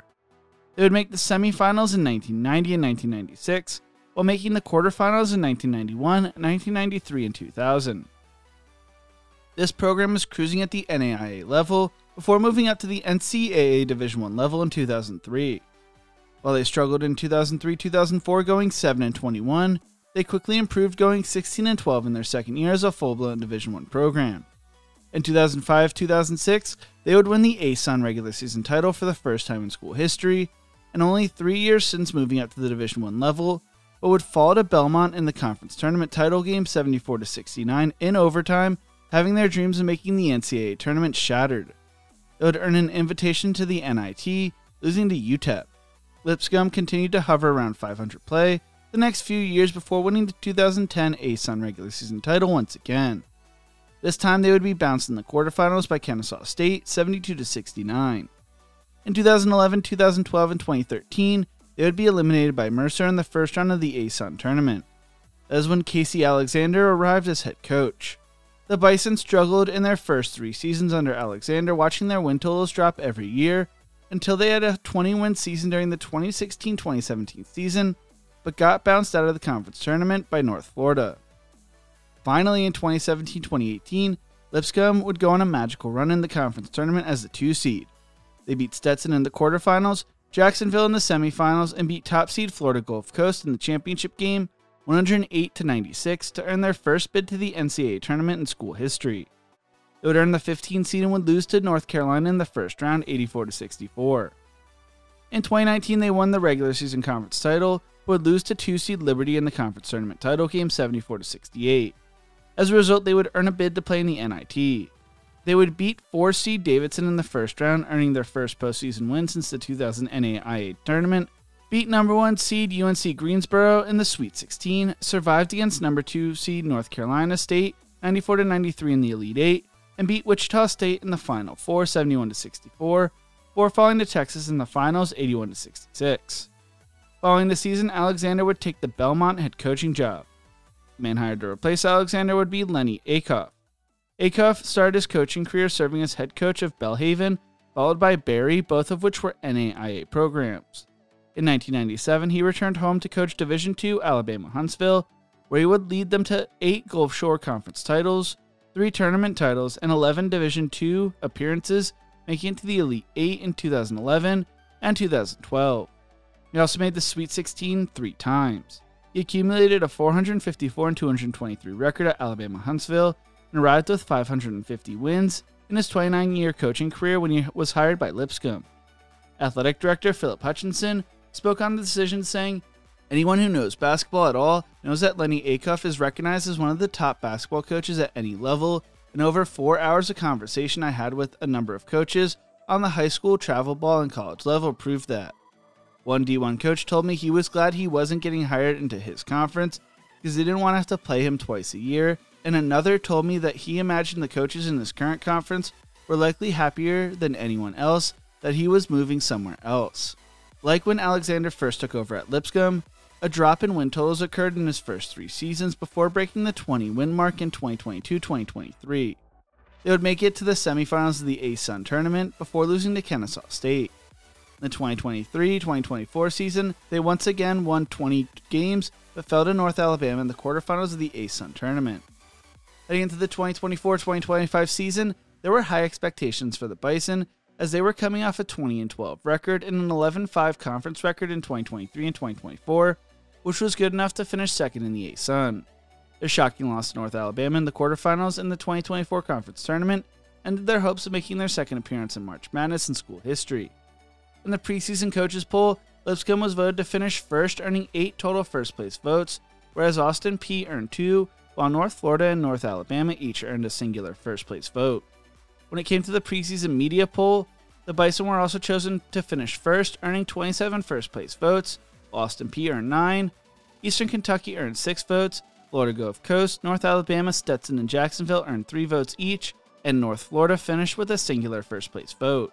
Jacob Ognasevic and Will Pruitt were both named to the preseason All-Sun team. The Bison would have an interesting start to the season as they would beat Duquesne on the road 77-72 before falling to number 16 Arkansas 76-60 on the road. They would win their home opener against Wofford, but proceeded to go on a 3-game losing streak with a home loss to Belmont 80-79, as well as road losses to Western Kentucky 66-61 and number 9 Kentucky 97-68 to start the season 2-4. They would proceed to go on a 5-game win streak, beating Jackson State, Alabama A&M, Chattanooga, Southeast Missouri State, and Truett McConnell before dropping a game to Middle Tennessee State on the road 67-65, going to Christmas break with a record of 9-5. When they returned from Christmas break, they would close out conference play with a dominant 112-54 win over Asbury. They opened up conference play on the road against Jacksonville, winning 70-65, and followed that up with a dominant road win over North Florida 96-64, before falling to Queens at home 75-73. They then beat West Georgia, Bellarmine, and Austin Peay by 19 points or more before falling to North Alabama on the road 74-64. They would rebound with a win over Central Arkansas 68-55, before falling to Eastern Kentucky 80-71. They proceeded to go on a 5-game win streak, beating Bellarmine, West Georgia, Queens, Stetson, and Florida Gulf Coast, before falling to Eastern Kentucky a second time 66-57. They would close out the regular season with a 3-game win streak, beating North Alabama, Austin Peay, and Central Arkansas to finish the regular season 22-9 and 14-4 in conference play. They would share the regular season conference title with North Alabama, but due to tiebreakers, the Bison would earn the top seed in the ASUN tournament. In the quarterfinals, they would dominate Central Arkansas 84-66 before a nail-biter against Queens in the semifinals. With 25 seconds left, down 2, Oganesevic would make a layup to tie the game, and Queens would miss 2 shots to send the game to overtime. In overtime, Lipscomb's defense would shut down the Queens offense, only allowing 8 points, while they would score 14 to pull out the win, avoiding the upset, earning a spot in the title game with the final score being 81-75. Oganesevic finished with 21 points and 12 rebounds, while Joe Anderson led the team in scoring with 25 points. This would set up a matchup with North Alabama in the finals to decide who was going to be going dancing. It was poetic, as these were the top 2 teams in the conference, and they shared the regular season title. Lipscomb would have home court advantage and would pull away in the first half, going into breakup 35-29. North Alabama would fight back in the second half, but with 3.5 minutes left, the Bison began to pull away, would win the game 76-65. Anderson stepped up in the second half, scoring 18 of his 23 points when it mattered, and would be named the All-Tournament MVP. While North Alabama struggled at the line, Lipscomb was near perfect, shooting nearly 87% from the charity stripe. It's only the second time in school history that the Bison will be playing in the NCAA Division I tournament, with the last time coming in 2018. They come into the tournament hot, winning 11 of the last 12 games. They are one of 3 teams that have 4 players with at least 45 3-points made this season, while shooting 35% or better, joining Auburn and Santa Clara. Jacob Oganesevic, Will Pruitt, Joe Anderson, and Geisy Powell have started all 34 games together. Lipscomb is undefeated this season when it shoots 39% or better from deep, which they have done in an astounding 17 of their 32 games against D1 opponents. According to Heat Check College Basketball, they are projected to be a 13 seed by their bracketologists and a 14 seed on the bracket matrix. They are a dangerous team that averages 28 3-point attempts per game, and when they shoot more than 39%, they are a perfect 17-0. If they stay hot, this is a team that could shock people next week. Throughout the early 2000s and mid-2010s, UNC Wilmington was the cream of the crop for the Colonial Athletic Conference when it came to basketball. They joined the CAA in 1984 after playing as an independent from 1976 to 1984. Under Mel Gibson, Robert McPherson, and Kevin Eastman, the program was mainly average but would take the next step under head coach Jerry Wainwright. Wainwright would lead them to their first 2 regular season conference titles in 1997 and 1998, but in both years they would lose in the conference tournament, missing out on the NCAA tournament.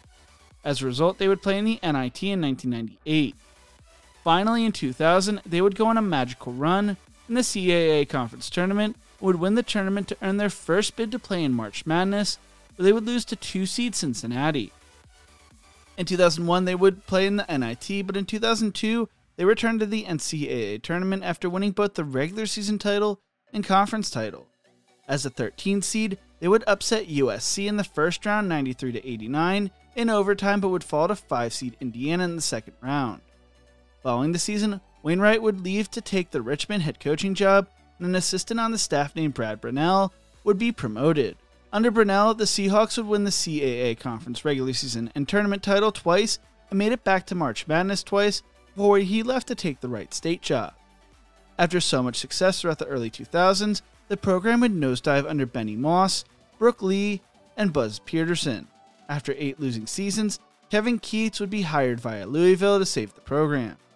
Keatts led the Seahawks to a lot of success, winning a share of the regular season title in the 2014-2015 season, where they would have their first winning record since 2006 and earned a bid to play in the CIT. He continued to find a lot of success, leading UNC Wilmington to back-to-back regular season and tournament titles, returning the Seahawks to March Madness for the first time in a decade. He would leave to take the NC State job after going 72-28. To replace Keatts, UNC Wilmington would hire longtime Roy Williams and North Carolina assistant C.B. McGrath. This seemed like another slam dunk hire, but instead would end in disaster, as McGrath would be fired midway through the 2019-2020 season after a 5-14 start and an 0-6 start to conference play. He finished with a 26-58 record. Rob Burke would coach the remainder of the season, going 5-8. The man chosen to replace McGrath would be Takeo Seidel, as Seidel grew up in North Carolina and played college basketball at Gardner-Webb.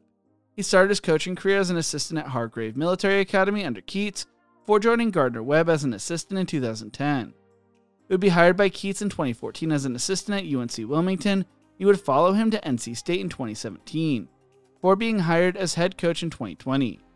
He quickly changed the culture of the team, and that showed in his second season when he led the Seahawks to a regular season conference title and the CBI championship. To win the championship, they beat VMI, Drake, Northern Colorado, and Middle Tennessee State.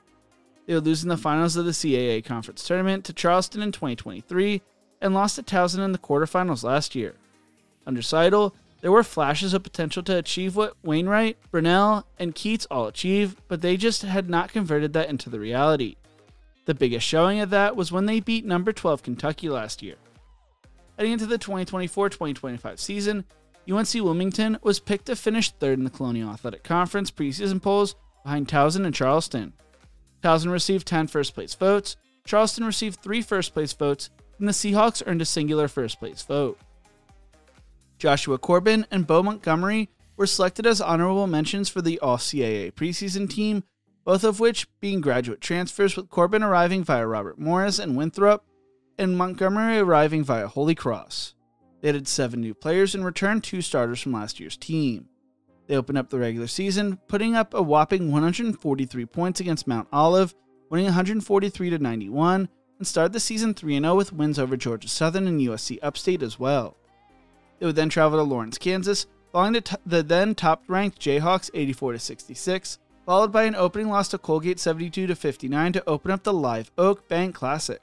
They would close out the Classic with wins over Sam Houston and App State, and extended their winning streak to 4 straight, beating ECU and Marshall, before falling to Howard on the road 88-83. That sparked a 3-game win streak to close out non-conference play with wins over Florida Gulf Coast, UNC Asheville, and Spartanburg Methodist. They would fall to Towson in the CAA opener before beating Campbell and Monmouth before falling to Hofstra. They then proceeded to go on a 9-game win streak, beating Northeastern, William and Mary, Charleston, Hampton, North Carolina A&T, Stony Brook, Delaware, Drexel, and Charleston a second time, or losing back-to-back to Elon and Hampton. They would close out the regular season on a 3-game win streak, beating William and Mary, Campbell, and Delaware to finish the regular season 24-7 and 14-4 in conference play.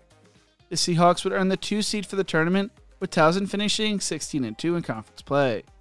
The Seahawks entered the tournament leading the conference in scoring with 79.9 points per game, shooting percentage, rebound margin, and free throws attempts, and entered the tournament as the betting favorites to finally make it back to March. They beat Hampton 79-65 in the quarterfinals, survived against Charleston, finishing with 12 steals in a 68-67 win, and ended Delaware's Cinderella run in the championship game behind Donovan Newby's 17 points, as well as Noah Ross's 14 points and Bo Montgomery's 13 points to win 76-72. Heading into Selection Sunday, UNC Wilmington is projected to be a 13 seed according to ESPN's bracketology and is set to face Purdue as of now. This is a team that can score at will, will be returning to the NCAA tournament for the first time in 8 years. They will be a team that are interesting to watch and could be fun in this year's tournament. Before we talk about how Troy made the tournament, let's talk about their history quickly to understand how special this is. Troy first began playing basketball under head coach Buddy Brooks in 1950. Brooks would not find much success going 3-15, would be replaced by Leonard Serfustini, who would go 75-52. In 1956, John Archer would take over as basketball coach. Archer coached Troy State for 17 years, leading them to 3 NAIA tournaments, 3 Alabama Collegiate Conference titles, and 1 conference tournament championship. He would finish as the school's second all-time winningest head coach, going 302-186 from 1956 to 1973. In 1971, Troy would leave the Alabama Collegiate Conference and join the Gulf South Conference, leaving the NAIA to join the NCAA at the Division II level. Under Wes Basilia, Troy would make their first and second appearance in the Division II NCAA tournament in back-to-back years in 1976 and 1977. He would also lead Troy to a regular season conference title in 1977. He would finish his Troy State career going 94-112, would be replaced by Don Maestri, the man who could be considered Troy basketball. Maestri led Troy State to the Elite Eight in 1988 and the championship game in 1993. He coached Troy State to 4 Division II NCAA tournaments and helped them transition from the Division II level to the Division I level, joining the Atlantic Sun in 1997. They would win at least a share of the Atlantic Sun Conference in 2000, 2002, and 2004. Maestri would lead Troy to their first ever appearance in the NCAA tournament in 2003, after they won the Atlantic Sun Conference tournament and an NIT appearance in 2004. In 2005, Troy moved up to the Sun Belt Conference, winning a share of the conference in 2010, making an NIT appearance. Maestri would retire in 2013 after 30 years at the helm of Troy, finishing as the school's all-time winningest coach, going 501-403. He led Troy to 7 regular season conference titles, a conference tournament title, and the school's first appearance in the Division I NCAA tournament.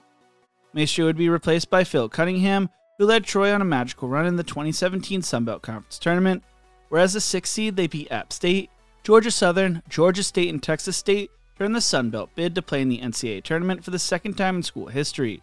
They would lose to Duke 87-65 in the first round of the tournament. Although Cunningham led the Trojans to the NCAA tournament, that would be their only winning season under him, and after a 12-18 season during the 2018-2019 season, he would be fired, finishing with an 80-111 record. The man chosen to replace Cunningham would be Scott Cross. Cross played basketball at Texas Arlington and started his coaching career there in 1998, serving as an assistant. Following his mentor Eddie McCarter choosing to resign in 2006, Cross was chosen to be the school's next head coach. Cross would lead UT Arlington to their first appearance in the NCAA tournament in 2008, and finished with a 225-161 record at his alma mater, finishing with the most wins in program history, but was fired after a 21-13 season with the athletic director Jim Baker, believing the program needed a change in leadership. He would serve as an assistant for TCU before being hired by Troy.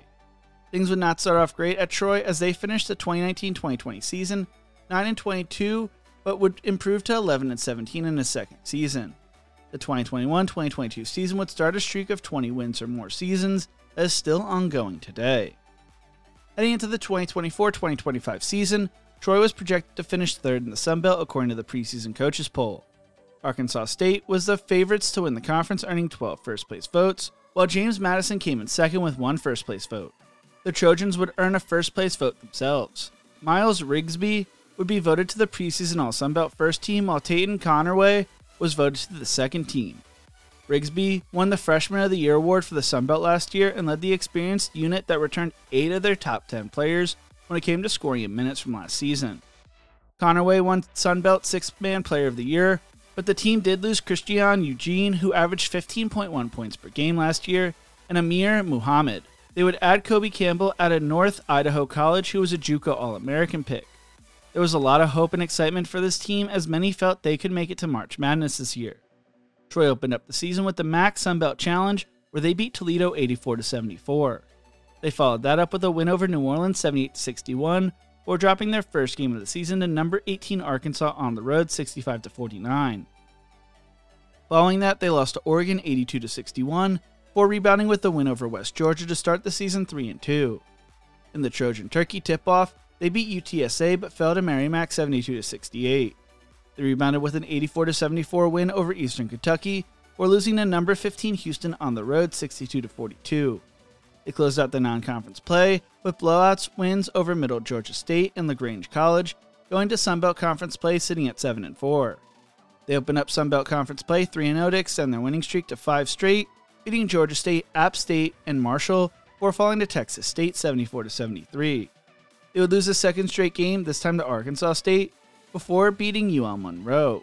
South Alabama would beat them 64-63, but a few days later the Trojans would avenge their loss with a 65-55 win at home.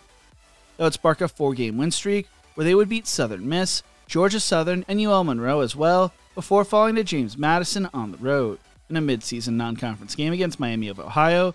In the second game of the MAC Sun Belt Challenge, the Trojans would fall 69-62.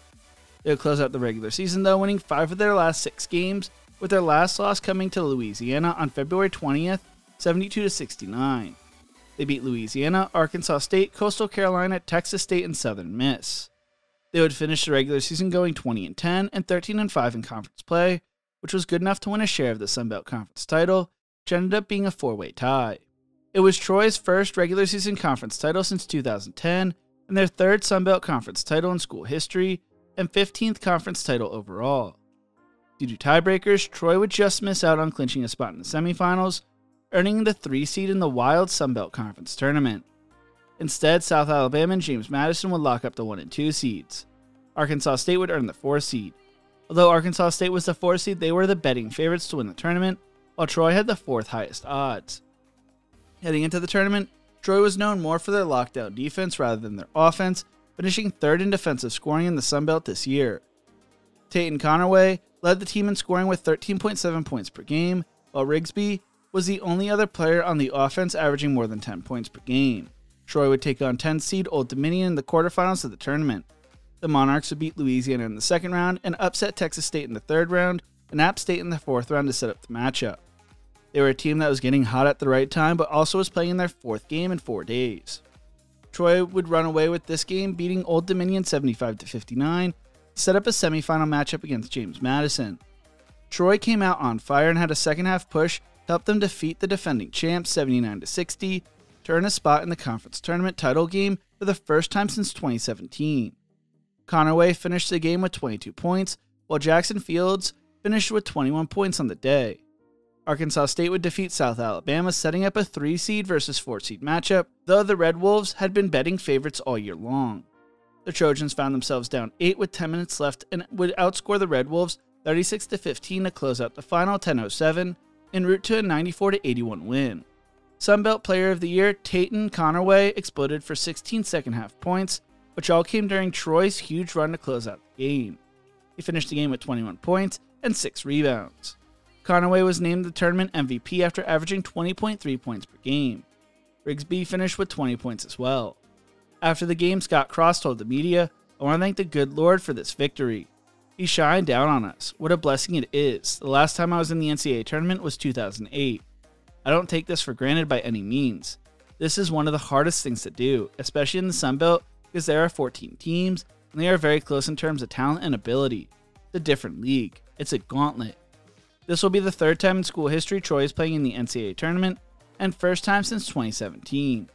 Heading to Selection Sunday, Troy is projected to be a 14 seed.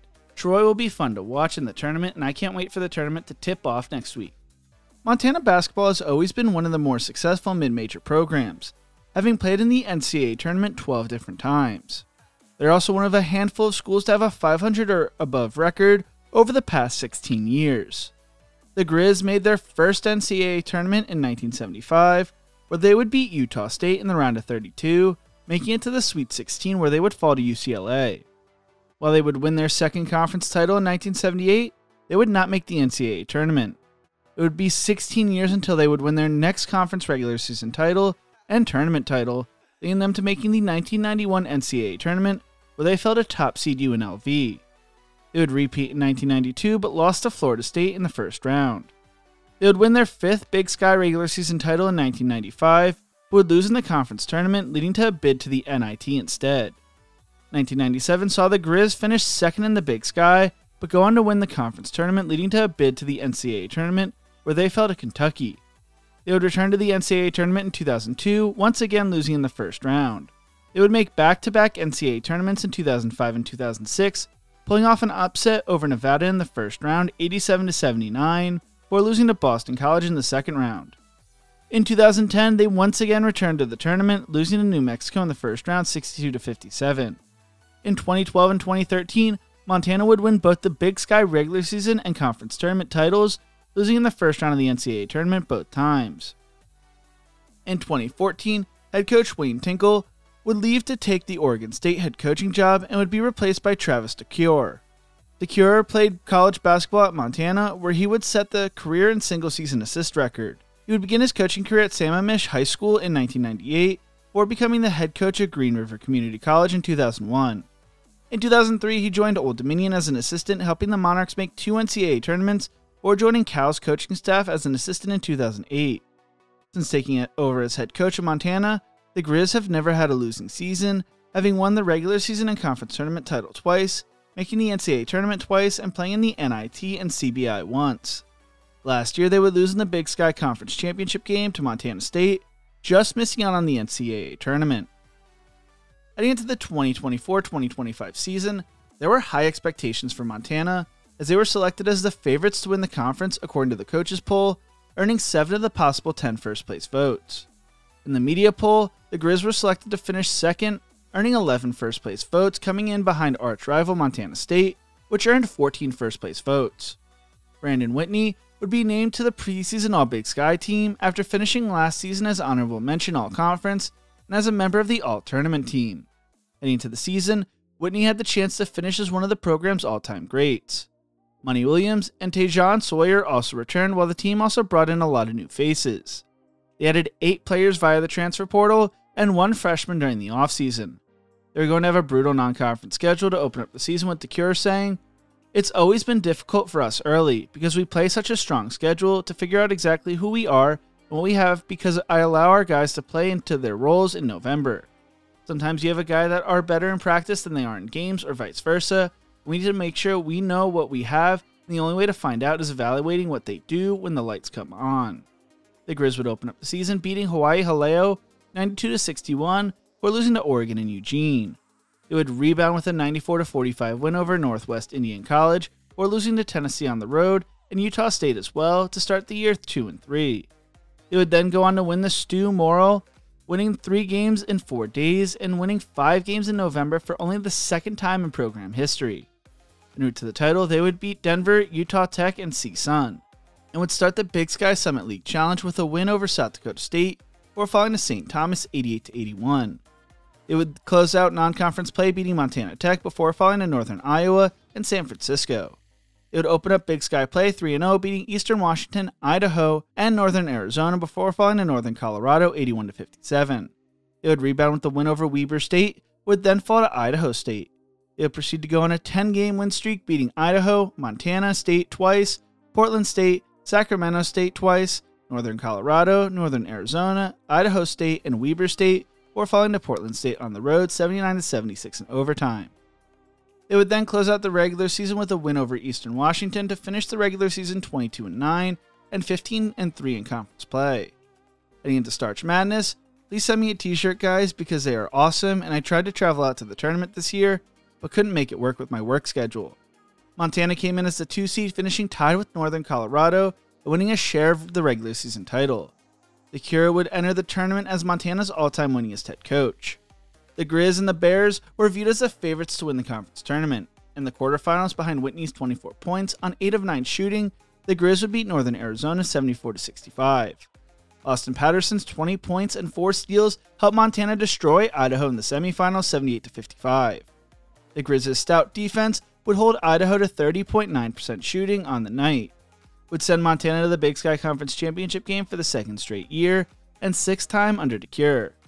In the championship game, it would be Northern Colorado versus Montana, the 2 teams that had dominated the conference all year long. Behind Montana's 65.2% shooting on the night, their best performance against a Division I program since 2011, the Grizz would win 91-83, winning their first Big Sky Tournament championship since 2019 and their 3rd under current head coach. He spoke on the win saying, "Every championship has its own storyline. I love every player I've ever coached. I never say I loved any one individual any more than the other, because they are all special in my heart, in a different way." Heading into Selection Sunday, according to Joe Lenardi, Montana is projected to be a 14 seed who's expected to play Kentucky in the first round. Can this team go on a run? I guess we're going to need to wait to find out next week. Before we get into the magical run Omaha went to close out the season, let's first talk a little bit about their program history and how they got here. The Omaha program dates back to 1910 when they were first coached by Gus Miller. Throughout its early history, the program would show flashes here and there, but for the most part, they struggled. During the 1930s, they would join the North Central Conference, which now participates at the Division II level. The program continued to mostly struggle throughout the 40s, 50s, and 60s, but things began to turn around under head coach Bob Hansen, who took over in 1969. Hansen would lead the program to winning season after winning season, and earned them their first berth in the Division II NCAA tournament in 1975, where they would make a run to the Sweet 16. They would close out the 70s, making the tournament in 76, 77, and 79.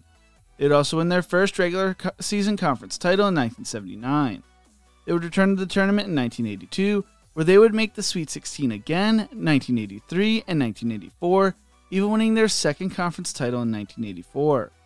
While Hansen would remain head coach until 1994, the second half of his tenure would not be as successful as his first half, as he would finish with a 382 and 313 record overall, making him the most successful coach in school history.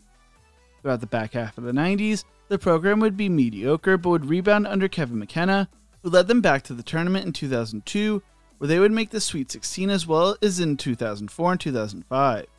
In 2004, they won their third regular season conference title, would win the conference tournament, and repeated as regular season champs in 2005.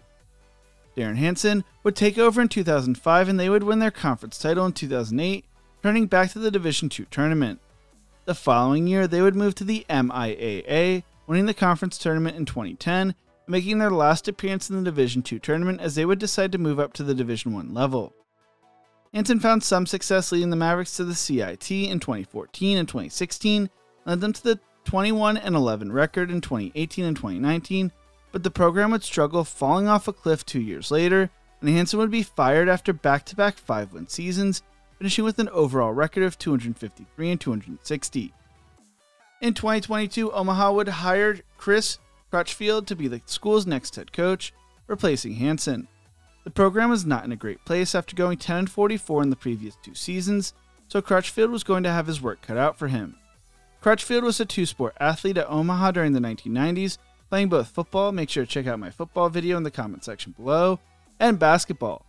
He actually started his coaching career at Omaha in 1995, serving as an assistant under head coach Kevin Lehman, as he would also spend time as an assistant at UTSA, Tyler Junior College, New Mexico State, TCU, Oral Roberts, Oklahoma, Arkansas, and Oregon, while also serving as head coach at Tyler, going 35-29 in 2 seasons, and at Division II East Central, where he went 10-9 in his lone season before joining the Oregon Ducks staff. Athletic Director Adrian Dowell spoke on the news saying, "It's an exciting day for Omaha athletics as we welcome Chris Crutchfield and his wife Jody back home to UNO. Over the past 20 years, Coach Crutchfield has built an impressive resume as one of the best recruiters in the nation, in addition to a successful track record in holistically developing talented student athletes." While Crutchfield spoke on his decision saying, "I could not be more thankful and excited for the opportunity to return to the university and community that helped shape me into the person and coach that I am today. We are looking forward to building something special in Omaha." Things would not start out great at Omaha as they would go 9-23 in his first season, though it was a 4-game improvement from the previous 2 seasons, and he almost had as many wins in his first season as Hansen had in his last 2 seasons. The program would continue on an upward trajectory in 2023 and 2024, going 15-18 and finishing 6th in the Summit League. They would upset 3-seed North Dakota in the quarterfinals of the conference tournament, but would fall to number 7 seed Denver in the semifinals 66-63. And into the 2024-2025 season, there were not high expectations for this Omaha team, as they were picked to finish 8th in the Summit League, as Kansas City was the favorites to win the league. With that being said though, this league seemed up in the air heading into the season as 6 of the 9 teams earned first place votes, with those being defending champs South Dakota State, North Dakota State, Oral Roberts, North Dakota, and South Dakota, along with Kansas City. Omaha, along with Denver and St. Thomas, were the only 3 not to earn first place votes. While Omaha was picked to finish second to last, they only beat out Denver by 1 point for 8th place. The only player to receive preseason accolades would be Markel Sutton, who was voted second team preseason All-Summit League. There was major roster turnover for Omaha, with Crutchfield speaking on the roster changes saying, "The new players filled a void. We lost a scorer and we lost a couple other guys through the transfer portal. So we needed another guy that can score. We fill a bunch of holes. I really think this is going to be a year where we really make a big jump, not just in wins and losses, but even in the perception of our program." They brought in bigger and older players, as well as adding experience to the front line. The plan for the team heading into the season was going to be playing at a faster pace and focused around the 3-ball. Sutton spoke on taking a leadership role, saying, "I can bring a lot of leadership. I'm one of the veterans on the team. I got to step up and be that leader this year." The season would not get off to a great start. While they would start the season off 2-0 with wins over Mid-American Christian and Stetson, they would proceed to go on a brutal 5-game losing streak that started with a 4-point loss to Minnesota on the road 68-64, before dropping games to UNLV in Southern Utah, as well as Alabama State and Akron in the Akron Basketball Classic. They would snap the streak against Lamar to close out the Classic, would then drop games to Abilene Christian and Montana State to begin the Big Sky Summit League Challenge, would beat Sacramento State. They then would drop games to Northern Iowa and number 3 Iowa State. At the time, it looked like the preseason projections were going to be correct about Omaha. They were sitting at 4-9 with 2 games left for the start of the Summit League play, and they had only scored more than 70 points in a game 5 times, more than 75 points 3 times. They were not getting the offensive production they were hoping to get. They would play Cal Poly before Christmas break, giving the team a much-needed break to reset. They would beat Poly 86-82 at home in that game, as well as the break sparked something. Coach Crutch explained, "That gave us a chance to kind of push the reset button, change certain things in our lineup, and kind of just reset it. Everybody came back with a different attitude, different mindset, and we've only lost 1 game since." The team would proceed to go on a 9-game win streak and win 12 of their next 13 games, starting off Summit League play going 12-1, moving to 18-10 overall. Crutch spoke on the run, saying, "We're getting good shots. We don't take many bad shots. We're very intentional about throwing it inside and attacking the paint off the dribble, which in turn gets us. We're a good free throw shooting team, not a great free throw shooting team, and we try to play with some pace and transition to shoot open threes into transition. Every game has been a little different. Some nights we make a lot of threes. Some nights we get to the free throw line between 20 and 30 times." They focused on defense and rebounding, and the group became tight-knit as a veteran unit. While they had lost Frankie Fiddler to the transfer portal, Sutton stepped up during the win streak after struggling during most of non-conference play. Former JUCO All-American Cam Thomas was locking down opposing guards throughout their amazing run as well. Moving senior J.J. White back into the starting lineup also sparked the team as well. During the streak, we also got to see a great tradition involving a trash can. When in Mid-Major Madness, the story goes that assistant coach Kyan Brown either had the idea to kick around a trash can simply to fire up his guys, or they tripped on the trash can and responded violently. This went viral on social media and led to the school running promotions where fans were able to bring a 5-gallon or smaller trash can, which they could fill with a bag of popcorn for $5. During the streak, I was planning on making a video on Omaha, but they then fell to South Dakota and a bunch of other crazy stuff happened, so I had to shelf the video, so I'm glad I get to do the video now.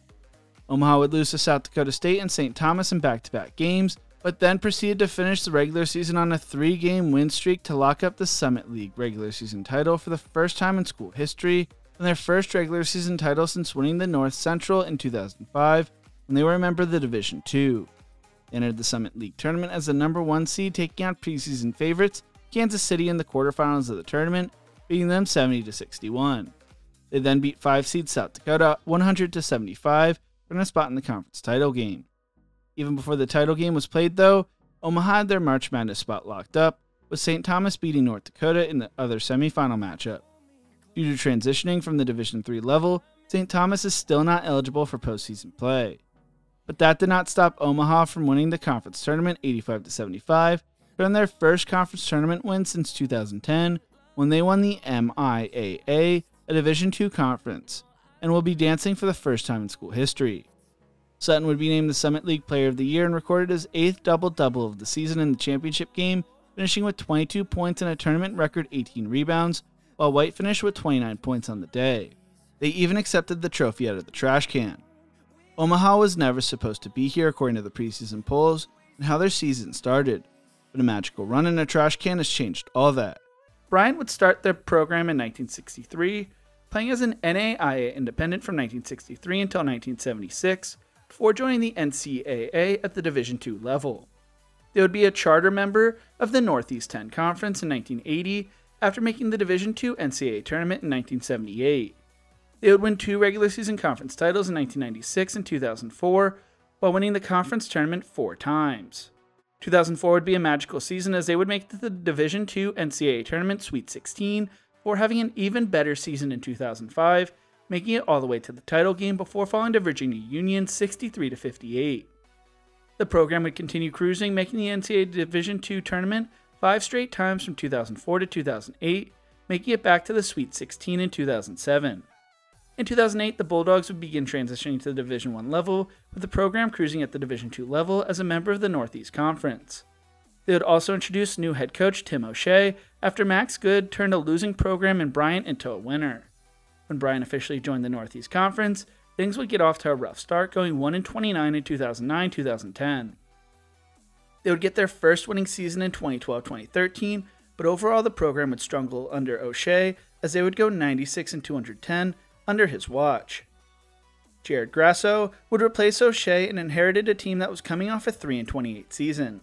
In Grasso's first season, the Bulldogs would improve to 10-20 and improved every year under him, with Bryant winning both the regular season and conference tournament title in 2022, going 22-10 and 16-2 in conference play to make their first ever Division I NCAA tournament. Their run would come to an end in the first four as they would fall to Wright State 93-82. Following the 2022 season, Bryant would leave the NEC Conference to join the American East Conference, hoping to expand their reach outside the New England area, with Bryant president Ross Cattell explaining, "We are building new facilities, adding new majors, and accepting the invitation to join the American East Conference. America East is one of the most comprehensive Division I conferences in the country, will allow us to further build our presence from the Mid-Atlantic to the Northeast." While Athletic Director Bill Smith said, "The American East consists of universities and programs that excel nationally on both the field of play and in the classroom. We are honored to become a member of this outstanding conference and will work diligently to make them proud." At the time, Bryant had recently announced plans to break ground on a new convocation center and arena.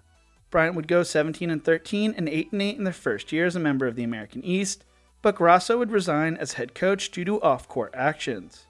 Phil Martelli Jr. would be announced as the program's acting head coach for the rest of the season. Martelli came to Bryant after playing at St. Joseph's and starting his coaching career as an assistant at Central Connecticut. He would then serve as an assistant for Manhattan, Niagara, Delaware, and the Delaware 87ers of the NBA G League. After a year serving as St. Joseph's Director of Program Administration, Martelli would join Bryant as the associate head coach. Under Martelli, the Bulldogs would go 20-13, finishing third in the American East Conference, losing to UMass Lowell in the semifinals of the conference tournament. It was the first time since 1968-1969 Bryant coached won more than 20 games in their debut season, and Martelli was named a finalist for the top Mid-Major Coach of the Year and top First-Year Head Coach of the Year awards. Heading into the 2024-2025 season, the Bulldogs were projected to finish third in the American East preseason conference projections, behind Vermont and UMass Lowell. The Bulldogs returned Earl Timberlake, who averaged 14.6 points, 9 rebounds, 3.9 assists, 1.3 blocks, and 1.3 steals per game last year, and finished first team all-conference. Bryant would start the season off with a win over Dean College in the season opener 105-63, before falling to Siena 90-88. It would then beat Buffalo and Delaware on the road before falling to Stonehill by 1 and to St. Bonaventure, entering the Coke Classic 3-3, where they would beat Tennessee State in the first round before falling to Chattanooga. They would then win 2 of their next 3 games over Drexel and Vermont State, but fell to Brown 76-75. They would close out non-conference play on a 4-game losing streak, falling to St. John's, Fordham, Towson, and Grand Canyon. They would start American East play strong, going on an 8-game win streak, beating Maine, Vermont, Albany, UMass Lowell, New Hampshire, Binghamton, UMBC, and NJIT before falling to Albany. They would close out the regular season winning 6 of their last 7 games, beating NJIT, UMBC, UMass Lowell, Maine, and New Hampshire, with their only loss during that stretch coming against Vermont on the road. Bryant would win the regular season title, entering the conference tournament as the 1 seed, which was the first time since 2021 that Vermont was not the top seed for the conference tournament. The Bulldogs were the only team in the conference ranked in the top 200 when it came to net, coming in at 149, and came in as the betting favorites with a 14-2 conference record at -150 odds. They would beat 8 seed UMBC in the first round 85-74, before beating 4 seed Albany in the semifinals 91-78 to head to their first American East Conference title game. While it was a tight game through the first 9 minutes, Bryant would run away with the game, beating Maine 77-59 to win their first American East Conference title. It is the second time in school history the Bulldogs would go dancing in program history. Depending on the projections you decide to look at, Bryant is expected to either be a 15 or 16 seed heading into Selection Sunday. Before we get into the shocking run Wofford just went on, let's go over a quick history of the Terriers program at the Division I level. Wofford would begin the move up to the Division I level in 1995, playing as an independent under head coach Richard Johnson. In their 2 years as an independent, they would go 11-42, would continue to struggle when joining the Southern Conference in 1997. After 7 straight losing seasons, Johnson, who was 68-126 as a Division I head coach, would be replaced by Mike Young after Johnson was named the athletic director. Young had been an assistant under Johnson from 1989 to 2002, and, like Johnson, would struggle never having a winning season until the 2008-2009 season.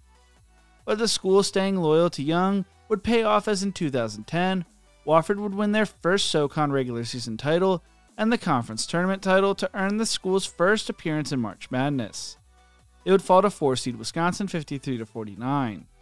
They would make their second straight NCAA tournament after winning a share of the SoCon regular season title, and winning the conference tournament once again, would fall in the first round once again, this time to 3-seed BYU.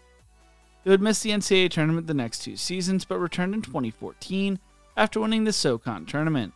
They would fall to then 2-seed Michigan and returned in 2015 after winning both the SoCon regular season title and the conference tournament title, this time losing to 5-seed Arkansas 56-53. They would miss the tournament the next 3 years, but would put together a dominant season in 2018-2019, going 18-0 in SoCon play, and earning the 7th seed in March Madness, where they would win their first March Madness game in school history, beating Seton Hall 84-68, before falling to 2-seed Kentucky 62-56. Following the season, Young would leave Wofford to take over Virginia Tech and would be replaced by Jay McCauley, a former assistant under Young. McCauley would spend the next 3 seasons as head coach and would only coach in 9 games in the 2022-2023 season. He'd be forced to take a leave of absence after reports came out that players were unhappy and unwilling to keep playing for him. He would step down, finishing with a 58-42 record. Associate head coach Dwight Perry would be named the interim head coach and led Wofford to a 12-12 finish of the season. Perry would have the interim tag removed in March, being named the school's next head coach. Perry had played basketball at Kentucky and served as an intern for Stanford from 2009 to 2011.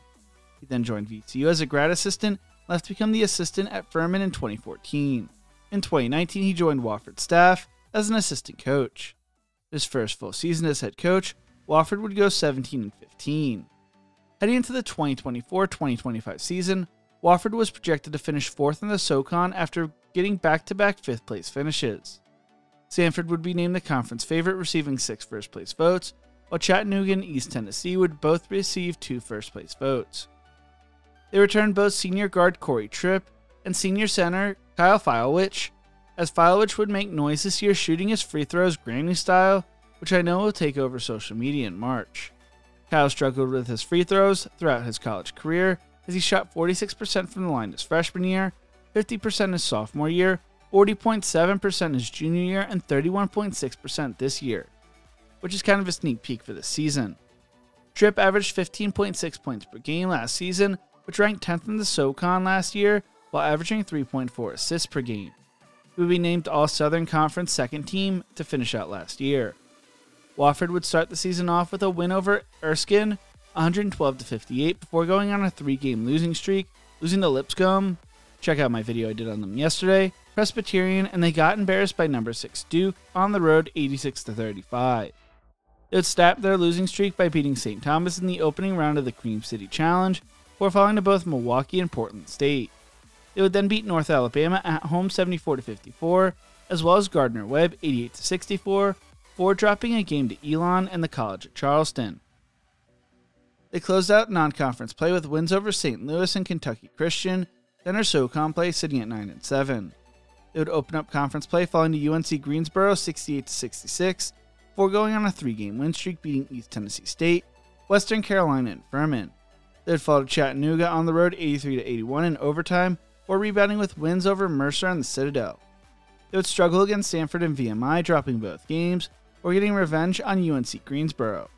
Chattanooga would sweep them, beating them in Spartanburg 79-70, but the Terriers would rebound by sweeping both Mercer and the Citadel, or falling to Stanford. They would split their last 4 games of the regular season, beating VMI and Western Carolina, but falling to East Tennessee State and Furman. Heading into the SoCon tournament, Wofford came in with the 4th best odds to win the conference title, although they were the 6th seed for the conference tournament. Many expected regular season conference champions Chattanooga to win the conference tournament, as the previous 5 teams to enter the conference tournament as the top seed went on to win the conference.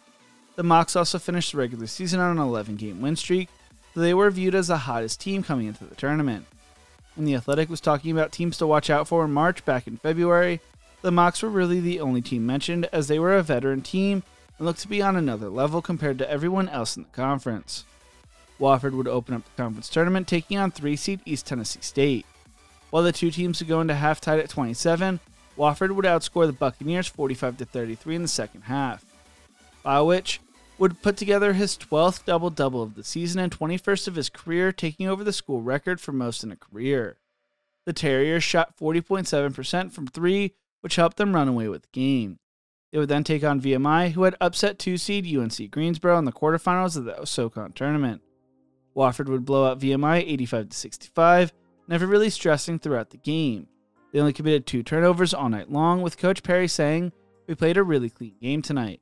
Credit goes to our guys for executing the game plan. Overall, we did a really great job of playing with the intensity and focus we needed to on both ends of the floor. We set the tone early, and that level stayed where it needed to be throughout the game." In the championship game, Wofford would take on Furman, who upset top seed Chattanooga in the semifinals.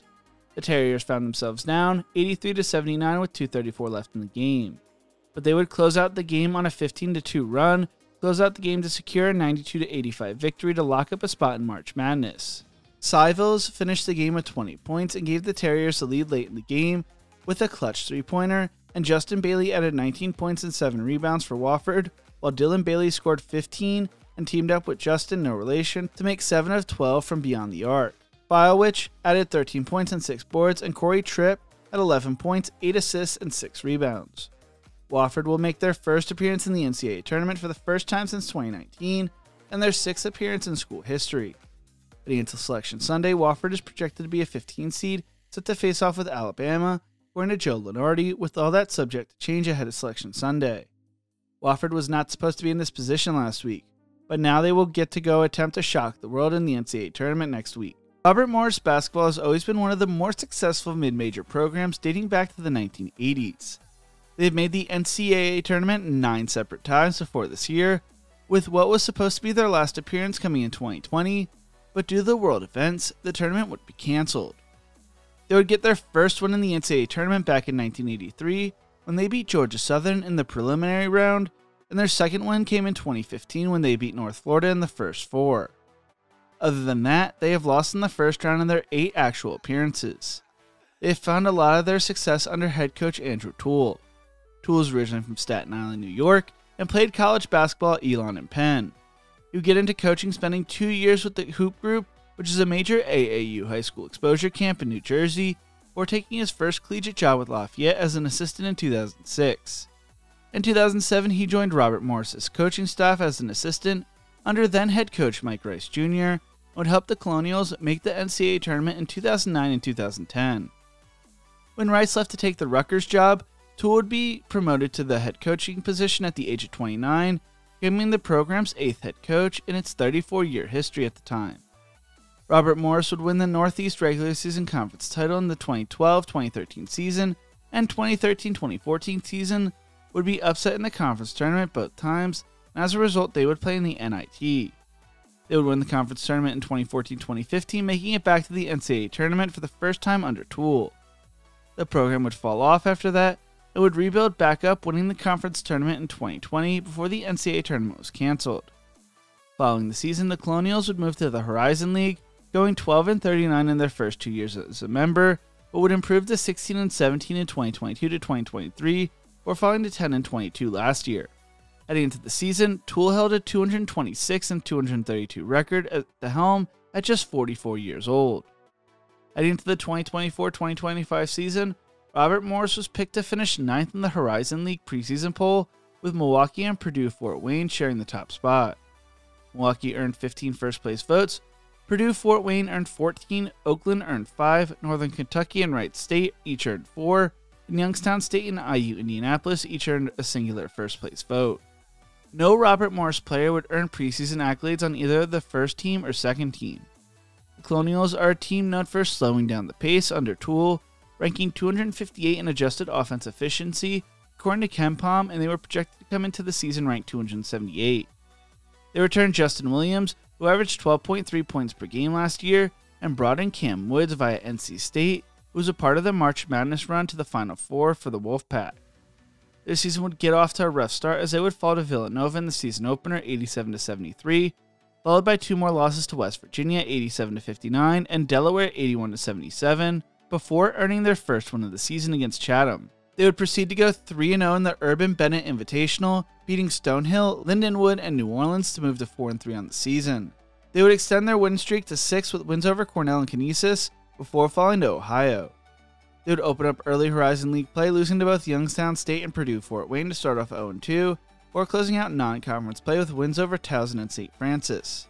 When Horizon League play resumed, they won a triple overtime thriller against Northern Kentucky 97-93, before falling to Detroit Mercy in overtime to start 2025 off. It would then be Oakland, followed by a loss to Cleveland State, before going on a 6-game win streak, beating Wright State, Green Bay, Milwaukee, Youngstown State, Oakland, and IU Indy before falling to Wright State 66-64 in Dayton. That would be the last loss of the regular season, as they would close out the year on a 7-game win streak, beating Detroit Mercy, Northern Kentucky, Cleveland State, Purdue Fort Wayne, Green Bay, Milwaukee, and IU Indy. With a conference record of 15-5, Robert Morris would win the regular season title and entered the tournament as the number 1 seed. Milwaukee and Robert Morris were the betting favorites entering the tournament, with Cam Woods leading the scoring with 14.6 points per game, with 3 other players joining him in double-digit scoring.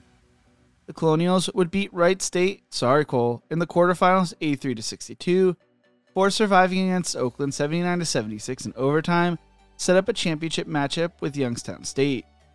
In the championship game, Woods would go for 17 points, locking up tournament MVP, as the Colonials would go on to win 89-78, secure their first Horizon League Conference title, and their 10th appearance in the NCAA tournament. Toole said after the game, "These guys have been unbelievable all year long. They've continued to improve all year long, they've continued to come together all year long, and that's how we became a championship-level team." Heading into Selection Sunday, Robert Morris is projected to be a 15 seed according to ESPN, and as of now, they would be playing Tennessee in the first round. So before we get into how SIU Edwardsville put together their special season and clinched a berth in March Madness, we need to take a look at their history to understand why this is so special. The program started in 1967, led by head coach Harry Gallatin, who would go on to be voted into the Naismith Memorial Basketball Hall of Fame. Gallatin, after retiring from professional basketball, decided to get involved with coaching, serving as the head coach for the Southern Illinois, as well as the St. Louis Hawks and New York Knicks of the NBA. He arrived at SIU Edwardsville in 1966, serving as the assistant dean of students, became the school's first athletic director in 1967. Gallatin would have a tough task as the program had no scholarships, terrible facilities, and had no money. In 3 years, he coached the Cougars to a 19-31 record, as attendance was never that great. Jim Dudley would go 146 and 143 during his 11-year run, following Gallatin, who remained athletic director. Tom Puglisi would run the program into the ground, putting together a 17-40 record and earning the school NCAA sanctions that led to school administrators suspending the program in 1983. Larry Graham arrived in 1984 and brought the program to a lot of success.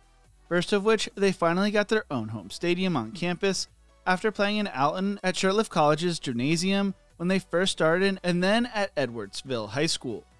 Graham would lead the Cougars to the Division II tournament in 1986, 1987, and 1989, going on to become one of the greatest coaches in program history, finishing with a 147-84 record in 8 seasons, as the program would come back down to earth throughout the 90s under Jack Margenthaler, who went 112 and 150 in 10 years, before finding magic once again under Marty Simmons, who led them back to the Division II tournament in 2005 and making an Elite 8 appearance in 2006, going 88-59 in 5 seasons.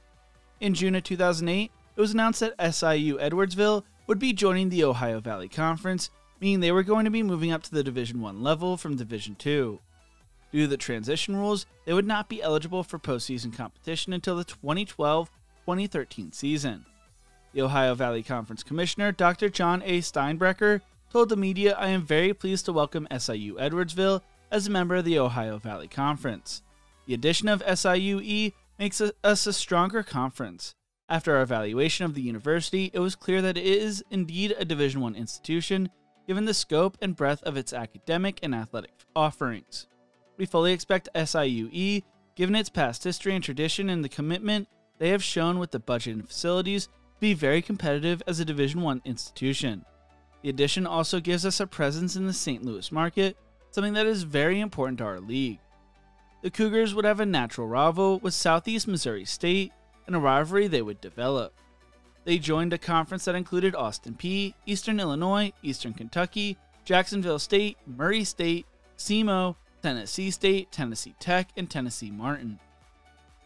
Lennox Forrester would be the man tasked for helping the Cougars transition to the Division I level and continue the success Simons found, who departed for his alma mater in the University of Evansville. Through Forrester's first 5 seasons, the program struggled, going 50-92, but the school felt he was helping the program improve, so they gave him an extension.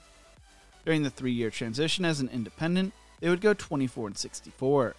They would never win more than 12 games under Forrester, and after a 12-16 season during the 2014-2015 season, his staff would not be retained after putting together a 66-135 record at the Division I level.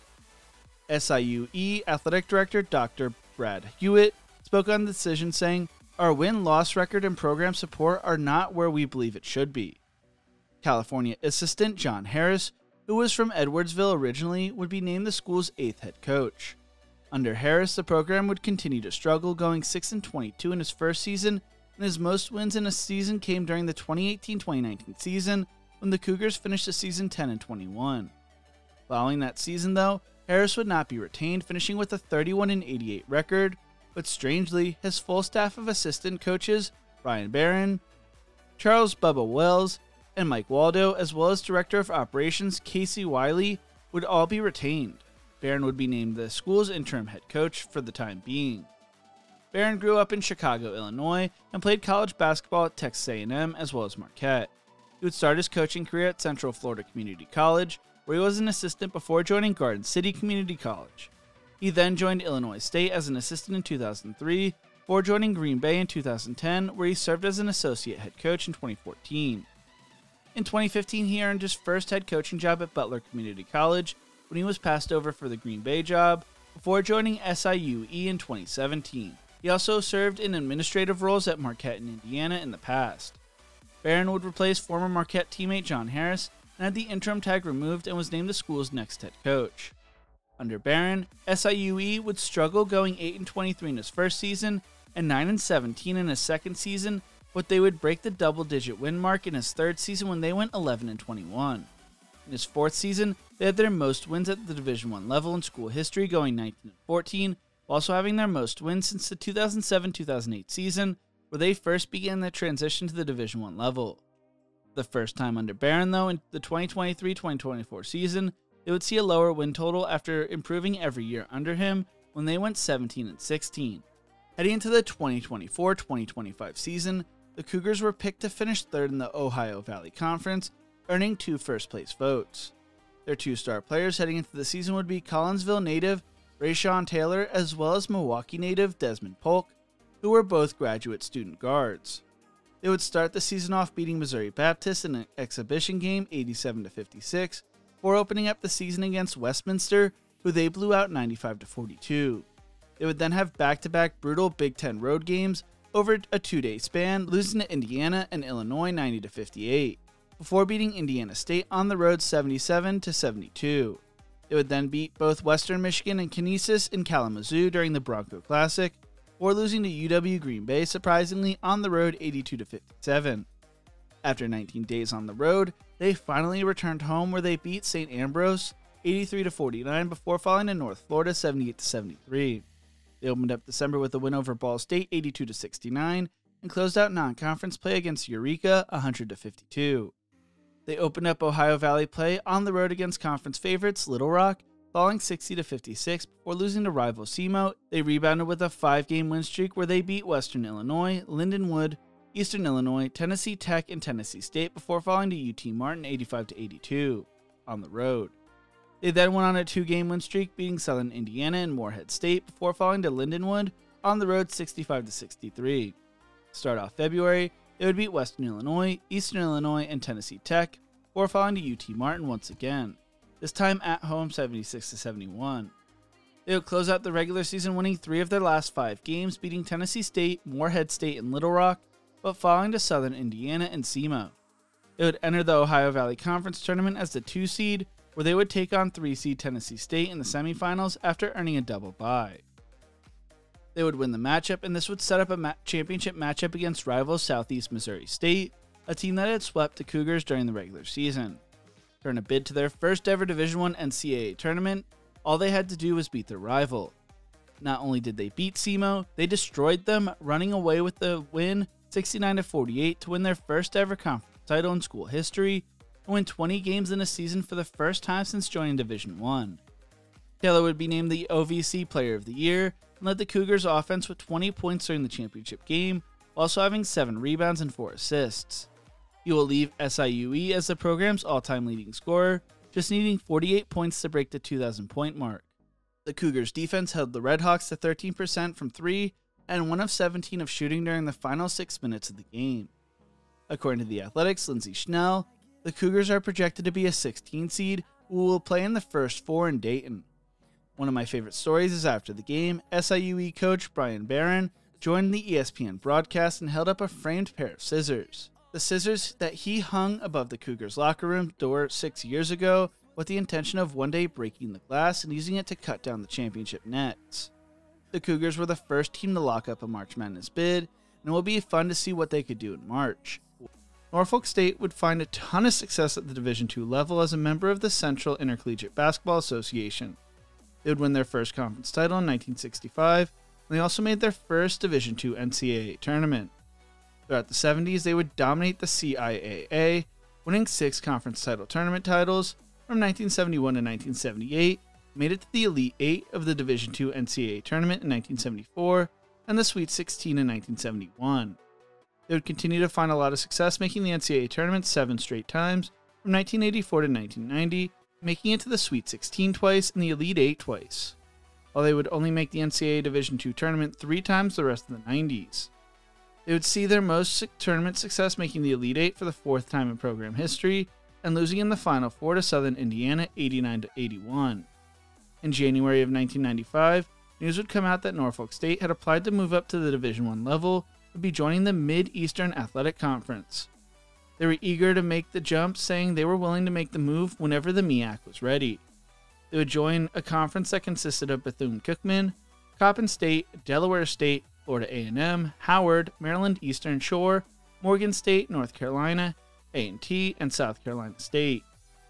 At the time, their rival Hampton and them would be accepted to the conference and were just waiting for the approval from the NCAA. While they loved being members of the CIAA, they just felt it was time for them to move up. They would not be eligible for the automatic bid for the MEAC for 8 years at the time, but could earn an at-large bid into the NCAA tournament.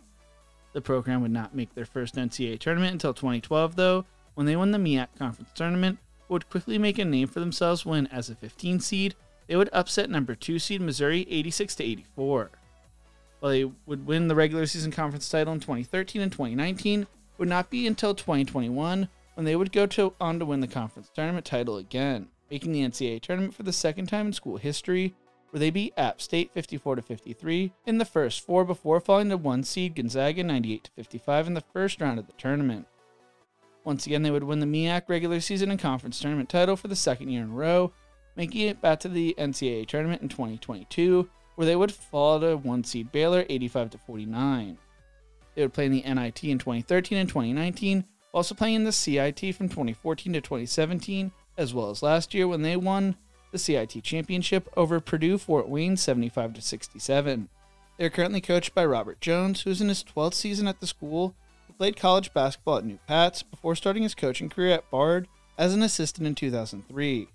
He has spent time as an assistant for New Pats, St. Mary's High School, and joined Norfolk State in 2007 as an assistant under head coach Anthony Evans. He also was the head coach at St. Mary's High School as well. when Anthony Evans left to take the Florida International head coaching job following their round of 32 appearance in 2012, Jones would be named the interim head coach for the 2013-2014 season. After a 19-15 record, he would have the interim tag removed. Last year, they finished the regular season 24-11, losing to Howard in the semifinals of the MEAC tournament.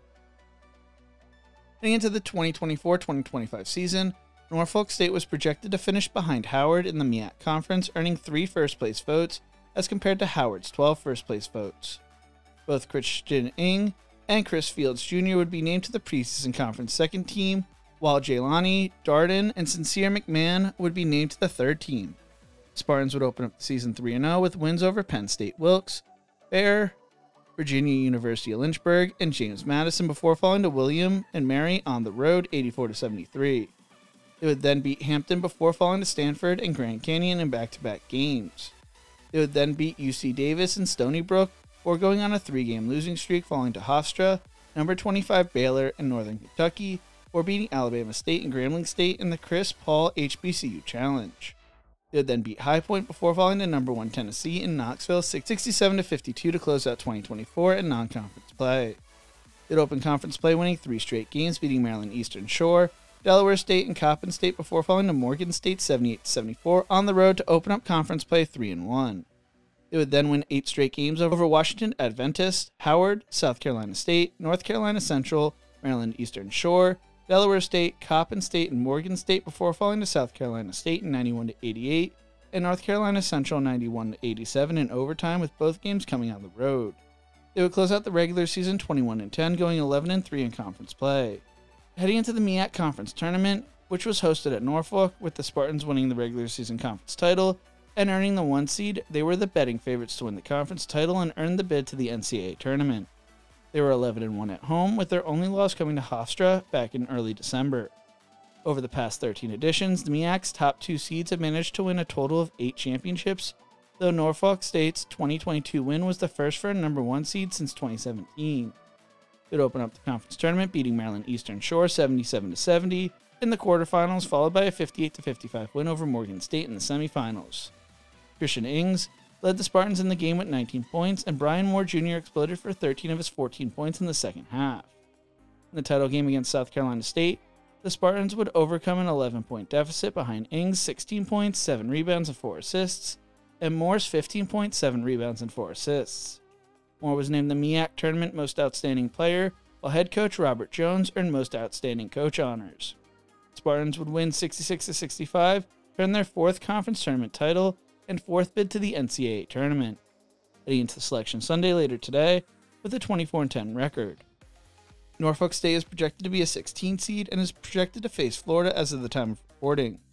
They're led by Moore Jr., who's averaging 18.5 points per game, as well as Ings and Jalen Meyer, who are averaging 11.8 and 10.7 points a game respectively. Can they pull off a major upset? We will have to wait and see next week to find out. American would find success at the Division II level, going to 3 straight Elite Eights from 1958 to 1960. They would make the NIT in 1973, 1981, and 1982. Their 1983 East Coast Conference regular season title would be their last regular season title for the next 19 years. While American would win the Patriot League regular season title in 2002 and 2004, they would lose in the conference tournament, missing out on making the Division I NCAA tournament. Finally, in 2008, American would not just win the regular season conference title, but the tournament title as well, going dancing at the Division I level for the first time in school history. Their magical run would come to an end in the first round at 2-seed Tennessee, 72-57 though. They would repeat and return to the tournament once again in 2009, this time losing to 3-seed Villanova 80-67, even though the Eagles led by 10 at half and led for most of the game. In 2014, under head coach Mike Brennan, American would win the Patriot League Tournament Championship, beating Boston 55-36 at Boston. They would get destroyed by my Wisconsin Badgers, who were the 2-seed at the time, 75-35 in the first round though. Under Brennan, American would hover around 500 and had multiple single-digit winning seasons, before he would be fired in 2023, finishing with a record of 125-166. The Eagles would hire Dwayne Simpkins to replace Brennan. Simpkins played at Maryland before starting his coaching career as an assistant at Bishop O'Connell High School in 1999. He then coached at Sidewell Friends School and St. Albans School before earning his first collegiate job opportunity in 2011, serving as the coordinator of basketball operations at Towson. In 2012, he became an assistant for UNC Greensboro under Wes Miller, before joining George Mason as an assistant in 2015, spending time on Dave Paulson's and Kim English's staff. Last season, American would be plagued by injuries throughout most of the season, but still managed to win double-digit league games for the second time since 2014, and first time since 2020, which led them to finishing tied for second in the Patriot League play. Heading into the 2024-2025 season, American was picked to finish second in the Patriot League behind Colgate and ahead of Boston. Colgate would receive 14 first-place votes, while American would receive 4. Senior forward Matt Rogers was named the Patriot League Men's Basketball Preseason Player of the Year by the 10 conference coaches after finishing as an All-League selection twice in his career. He finished last year being named to the All-Patriot League first team, averaging 16.3 points and 6.2 rebounds per game. Along with Rogers, Elijah Stevens also returned, who ranked second in the Patriot League for assists last year and finished second team All-Defense last year as well as Matt Mayock, who was selected to the All-Rookie team last year. The Eagles returned 7 of their 9 leading scorers from last year and 3 of their leading rebounders. They were coming off a year where they set a program record for threes with 279. They would start off the season 0-1, losing to LaSalle on the road before getting their first win of the season at home over Harvard 67-55. They would then proceed to go on a 3-game losing streak, falling to Siena, North Carolina, and High Point all on the road. They then would travel to Puerto Rico, where they would play in the Puerto Rico Classico, going 3-0, beating Kansas City, Puerto Rico, Bayamon, and Albany before extending their win streak to 5 with wins over Notre Dame of Maryland and George Washington. They would then proceed to lose 3 straight to close out non-conference play, losing to St. Joseph's, Virginia, and UMBC in double overtime 96-93. They extended their losing streak to 4, falling to Navy on the road 81-58, but winning their first Patriot League game of the year, beating Holy Cross. Their Patriot League record would fall to 1-2 with a close road loss to Boston, where the Eagles went on a 7-game win streak, beating Bucknell, Loyola Maryland, Holy Cross, Lehigh, Colgate, Lafayette, and Army before falling to Bucknell on the road 71-49. They would close out the regular season winning 4 of their last 6 games, being Lehigh, Lafayette, Loyola Maryland, Boston, and Colgate, losing to Army and Navy. The Eagles would finish the regular season going 19-12 and 13-5 in conference play, earning the 2 seed for the conference tournament after sharing the regular season title. Having home court advantage heading into this tournament was huge, as the Patriot League was ultra competitive, with the home teams winning 71.1% of the time this year, and the Eagles were no different, going 11-2 at home this season and 5-10 on the road. American would get a scare in the first round of the tournament, being down 34-23 at half, even though they were the home team. The Eagles would storm back, hitting 7 of their 11 3-point attempts in the second half, come back and win 71-69, outscoring Lafayette 48-35 in the second half. Sophomore Greg Jones would lead the way, finishing with 17 points and 5 rebounds, going 3 of 4 from 3. In the semifinals, American would take down defending champs Colgate 72-62 after outscoring the Toothpaste Raiders 46-33 in the second half.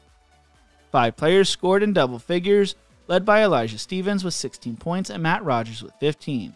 It meant they would be playing in the conference championship game for the first time in 10 years, and since Navy took down Bucknell, American would be hosting the championship game for the first time in 16 years.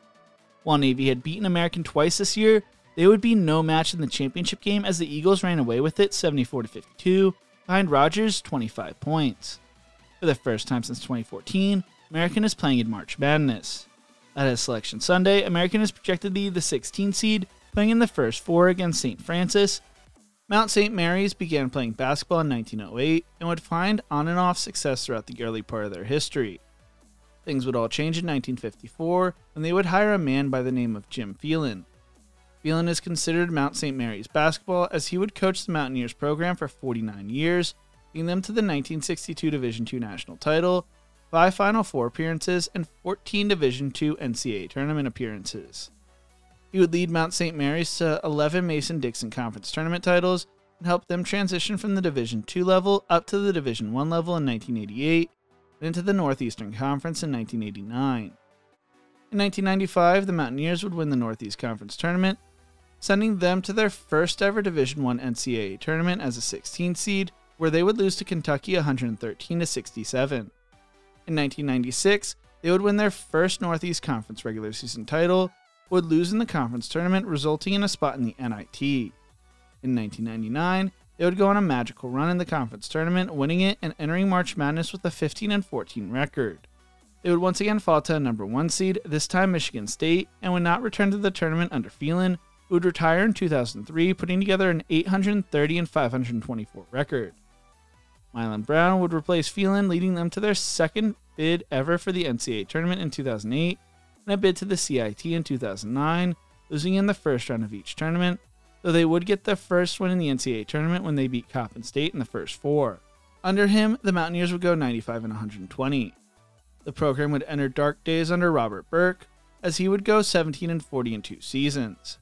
Jamie and Christian would revive the program, leading them to the NCAA tournament for the 3rd time in school history in 2014, where they would lose in the first 4 and to a regular season and conference tournament title in 2017, leading them to their 4th NCAA tournament in program history. They would beat New Orleans in the first 4, lost to Villanova in the first round, and he would leave it in 2018 to take the Siena head coaching position. Dan Engelstad would take over and lead them to the NCAA tournament in 2021, the last appearance in the tournament when they won the conference tournament title. He also guided Mount St. Mary's through the transition from the NEC Conference to the Metro Atlantic Athletic Conference, where they would struggle for their first 2 seasons, going 26-39 from 2022 to 2024. He would resign as head coach following the 2024 season to join Syracuse as an assistant, replaced by Donnie Lynn. Leading into this season, Lynn attended Loyola, Maryland, and would start his coaching career with the Mountaineers program in 2013, or joining Radford as an assistant in 2016. In 2021, he served as an assistant for UNC Greensboro, serving in that role until he returned to Mount St. Mary's, now as their head coach. Heading into the 2024-2025 season, the Mountaineers were projected to finish 11th in the MAAC, with Quinnipiac coming in as the favorites, earning 11 first-place votes, followed by Marist and Iona. Marist and Iona would each earn a first-place vote as well. Dola Adebayo would be the only player to earn preseason honors, being named to the 3rd team. They would open up the season with a 98-62 win over Notre Dame of Maryland, before falling to Maryland in College Park 86-52. They would rebound with wins over Bucknell and St. Francis, before falling to Georgetown in the Hoya MTE. They would then beat Delaware State and Howard before falling to Marist to open up conference play. They then returned to home, beating Fairfield to earn their first conference win of the season before returning to non-conference play, losing to Loyola. They would then beat LIU and Miami in overtime, both on the road, before falling to George Mason to close out non-conference play. They would proceed to go on a 3-game win streak, beating Niagara, Manhattan, and Sacred Heart, before losing 4 straight to Rider, Quinnipiac, Siena, and Manhattan. They would win 6 of their next 7 games, beating St. Peter's twice, Niagara, Canisius, and Rider, but falling to Fairfield. They would close out the regular season, winning 2 of their last 3 games, beating Siena and Marist, but losing to Quinnipiac. They would enter the conference tournament as the 6th seed, with Quinnipiac being the favorites to win the conference as the 1 seed. Since 2011, one of the MAAC's top 2 seeds have won the title 6 times, the number 2 having a far higher success rate than the number 1 seed. Iona, though, would win the title in 2021 as the 9th seed, but that was when the conference ranked teams based on their wins rather than their conference record. Quinnipiac was hoping to make March Madness for the first time in school history. Instead, the Mountaineers would go on a magical run in Atlantic City, beating Marist in the first round 62-58 and upsetting 2-seed Merrimack in the semifinals 57-55. Yesterday, they beat 4-seed Iona 63-49 behind Dallas Hobbs 18 points and 7 assists. Adebayo would be named the tournament MVP and in the championship game would finish with 15 points and 3 rebounds. It will be the 7th time in school history that Mount St. Mary's will be playing in the NCAA tournament and heading into the tournament with a 22-12 record, going 12-8 in conference play. Heading into Selection Sunday, according to Joe Lunardi, the Mountaineers are projected to be a 16 seed playing American in the first 4, with the winner playing Duke. St. Francis has not been the strongest mid-major program historically. They would win their first regular season conference title and conference tournament title in 1991 under head coach Jim Barron, making it to the Division I NCAA tournament for the first time in school history, where they would be matched up against Arizona. Sadly, their season would come to an end, losing to the Wildcats 93-80. Head coach Rob Krimmel would take over in 2012. Krimmel played for St. Francis back in the day and would join the school as an assistant in 2000. When Krimmel was hired to be head coach, it raised some eyebrows in the national media at first because Rob was the son of athletic director Bob Krimmel. Bob arrived at the school after his son would name his son head coach without conducting a search or interviews with outside candidates. Director of Athletics Communication, Ben Mitchell, spoke on the situation to ESPN saying, "Well, we did do everything by the book as far as HR is concerned. We ran it up the line.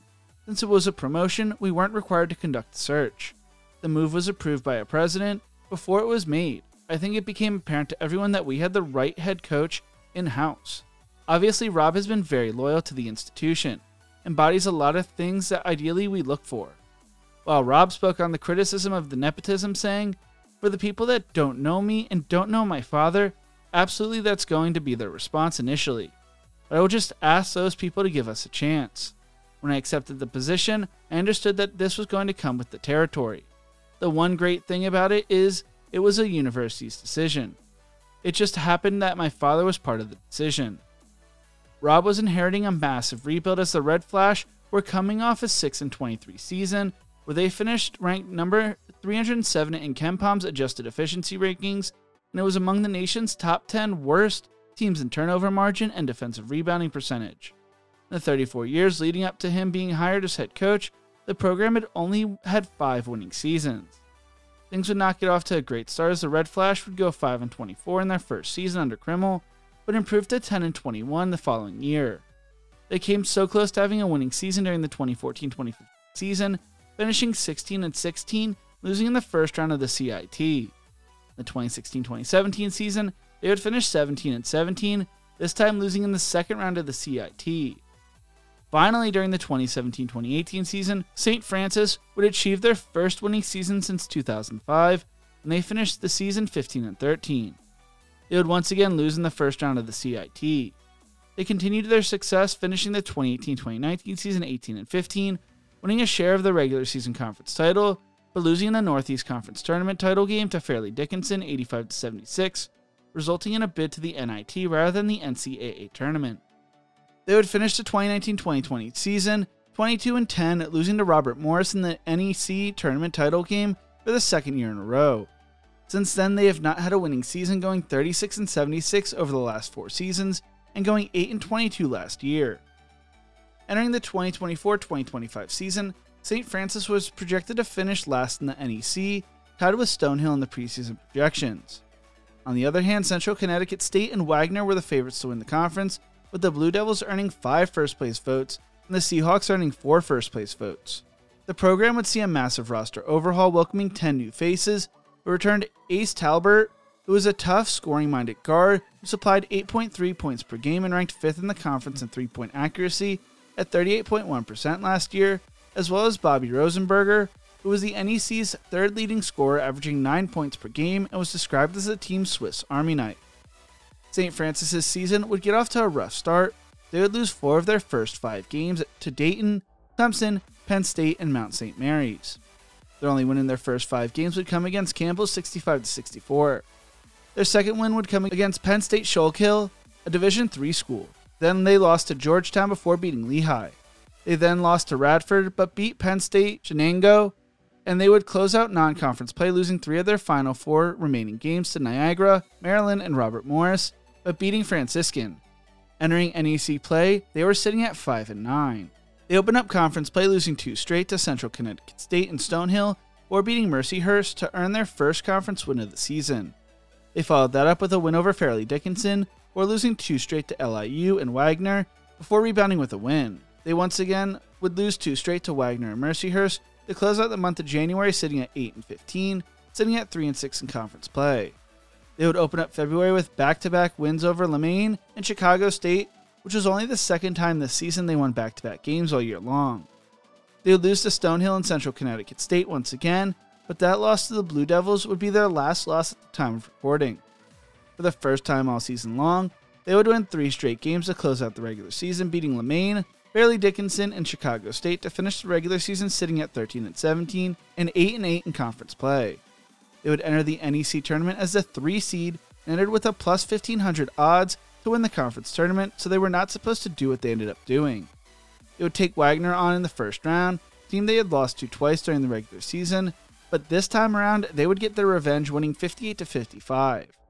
Riley Parker would be fouled on the three-point line with 2 seconds left, but hit all 3 free throws to secure the win.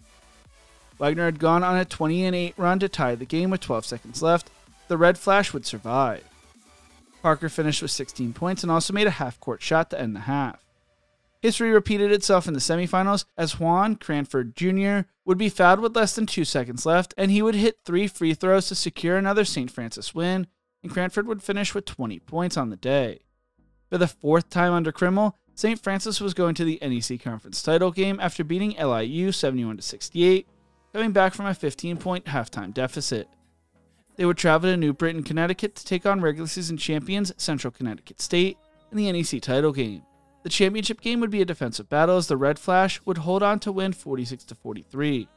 The two teams went into halftime 20-20. With 33 seconds left, Valentino Pinedo scored a clutch layup through contact to put St. Francis up 43-41. After the Blue Devils tied the game again, Kelly hit a mid-range jump shot with 9 seconds left to spare to put St. Francis back in front. Chris Moncrief hit a free throw with 1 second on the clock to ice the game. A Blue Devils last-second heave would bounce off the rim. This means for the first time since 1991 and the second time in school history, St. Francis is going dancing. With a 16-17 record, they are the 20th team in the tournament's history to enter with a losing record. None of the previous 19 teams have made it out of the first round. As of the time of recording, they are projected to be a 16 seed that plays in the first 4, with Duke being the projected 1 seed in that region. Will their magical run continue in March? Who knows? All I do know is it has been a crazy end to the season for them. Alabama State would find early program success under head coach C.J. Dunn, who spent 22 seasons with the Hornets basketball program from 1934 to 1963, with a 3-year gap between 1955 and 1958. Under Dunn, Alabama State would win the Southern Intercollegiate Athletic Conference Tournament in 1935 and 1936. In 1963, Dunn would leave the Hornets, finishing with a 257 and 193 record. During a 3-season gap in the mid-50s, the program would find success under Ika Moorhead, who led them to a 70 and 20 record. Lucius Mitchell would take over as head coach in 1963, going 72 and 28 in 4 seasons. Ben Jobe would then spend 1 season as head coach, going 18 and 7, and would be replaced by Willie Parker in 1968. The Hornets would continue to find success throughout the 70s under Bernard Boozer and Floyd Lazier, making their only appearance in the Division II NCAA tournaments in 1972 and 1975, losing in the first round of both tournaments. They would also win the SIAC Conference Tournament twice in 1971 and 1972. In 1978, James Oliver would take over as head coach, going 291 and 181 over 17 seasons, finishing as the school's all-time winningest head coach. Under Oliver, the Hornets would move up to the Division I level, joining the SWAC Conference in 1982. Under Robert Spivery, the Hornets won their first SWAC Conference regular season title, as well as the conference tournament title, to earn a bid to the Division I NCAA tournament for the first time in school history in 2001, and in that 2001 tournament, Alabama State would fall to Michigan State in the first round, 69-35. They'd also win the SWAC Conference tournament title in 2004, making the NCAA tournament for the second time in school history, falling to Duke 96-61. Spivey would leave Alabama State following the 2005 season, finishing with a 129-136 record, which was only the second time in school history a coach would leave with a losing record at the time. He'd be replaced by Lewis Jackson, who would find some success as the Hornets head coach. They'd win the 2008 SWAC regular season title, but lose in the conference tournament, leading to their second bid to the NIT in school history, where they would fall to Arizona State 64-53. They would once again win the SWAC regular season conference title in 2008-2009, would win the conference tournament title this time, earning their third bid to the NCAA tournament in school history. In 2011, they would win the conference tournament once again, which would be their last appearance under Jackson to make the NCAA tournament. Aside from the 2013, 2014, and 2014-2015 seasons, the Hornets would have losing seasons under Jackson for the remainder of his tenure, and he would resign after 15 seasons in 2020, finishing with a 207 and 262 record. Alabama State would replace Jackson with former Alabama star and former NBA player Mo Williams, who would struggle with the Hornets, going 13 and 35 in 2 seasons, and decided to resign as a head coach in 2022. Tony Madlock would take over as the Hornets head coach in 2022, looking to revive the struggling program.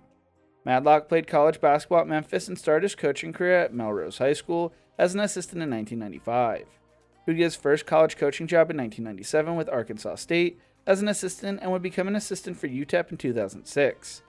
In 2010, he would serve as an assistant with Auburn and later Ole Miss in 2014. In 2018, he served as the Rebels' interim head coach, going 1-4. He would then return to his alma mater, Memphis, serving as an assistant for the Tigers under former college teammate Penny Hardaway. He would earn his first head coaching job in 2021, leading South Carolina State to a 15-16 record before joining Alabama State. In his first season, the Hornets would finish the season 8-23, but in 2023-2024, they would improve to 13-19 in his second season. Heading into the 2024-2025 season, the Hornets were projected to finish 6th in the SWAC, earning one first-place vote in the preseason poll. Grambling State would come into the season as the favorites to win the conference, earning 10 first-place votes. CJ Madlock would be named to the preseason All-SWAC first team, while CJ Hines and Uban Okan would both be named to the second team. The Hornets would open up the season 0-2, falling to UNLV and LSU before getting their first win of the season against Virginia Lynchburg, 115-64. They followed that up with a win over Omaha and Lamar before falling to Akron, Cincinnati, SMU, Southern Miss. They would snap their 4-game losing streak with a win over UT Martin, before losing to Norfolk State and Delaware State in the Chris Paul HBCU Classic. That losing streak would extend with a loss to Missouri to close out non-conference play, sitting at 4-9 with things looking rough through the early part of the season. They would open up conference play beating Mississippi Valley State and Arkansas Pine Bluff to start out 2-0 before losing to Jackson State and Alfred State. They would then win back-to-back games over Alabama A&M and Prairie View A&M, and then they would drop 3 of their next 4 games to Texas Southern and Bethune-Cookman and Grambling State, but beating Florida A&M. They closed out the regular season winning 7 of their last 8 games, beating Southern twice, Arkansas Pine Bluff, Mississippi Valley State, Florida A&M, Alabama A&M, and Grambling State, their lone loss coming to Bethune-Cookman. They entered the SWAC Conference Tournament sitting at 16-15 on the year and 12-6 in conference play, earning the 5th seed. Southern came into the conference tournament as the 1 seed, barely beating out Jackson State for the regular season title. Southern would come in with plus 165 odds to win the tournament, while Alabama State would come in with plus 650 odds, and the Hornets came into the tournament averaging the second most points per game in the conference. Isaac Bourne from Mid-Major Madness wrote, the Hornets led by Amar Cox, 15 points per game heading into Birmingham, with the metaphorical number of the 1 seed Southern Jaguars. So with the ability to beat the best of the SWAC at the highest, Alabama State looks to take the SWAC with the second best offense to win its first conference championship since 2010-2011. The number 1 and 2 seeds have won a majority of the conference tournament titles since the NCAA tournament expanded back in 2011. The first round of the tournament, they would beat Texas Southern 84-79 and took on Grambling State in the semifinals. In that game, the Hornets would explode for 25 points on the bench, while CJ Hines led the team in scoring with 15 points and 5 assists, as Alabama State would win 64-62. In the championship game, they would take on 2 seed Jackson State, where Hines would go for 20 points and 3 steals, and the Hornets would overcome a 9-point deficit to win 60-56, win their first conference tournament title since 2011, and punching their ticket to the NCAA tournament for the first time since then as well. They entered the tournament as a 6 seed and will face St. Francis in the first 4, with the winner playing Auburn, and the Hornets are red hot heading into their first 4 matchup, winning 6 straight games and 11 of their last 13 games.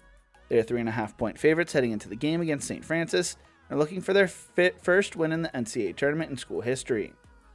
CJ Hines is the team leading scorer, averaging 14.4 points per game, will be an important playmaker for the Hornets in the game.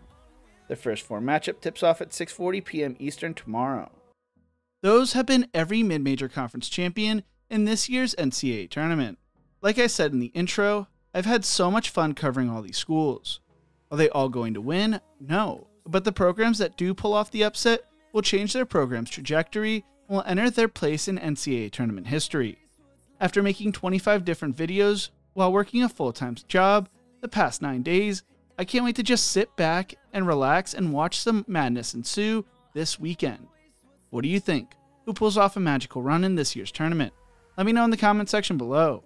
If you enjoyed this video, make sure to check out one of my other videos YouTube thinks you will love right here. Thank you so much for watching, and as always, remember to embrace the grind.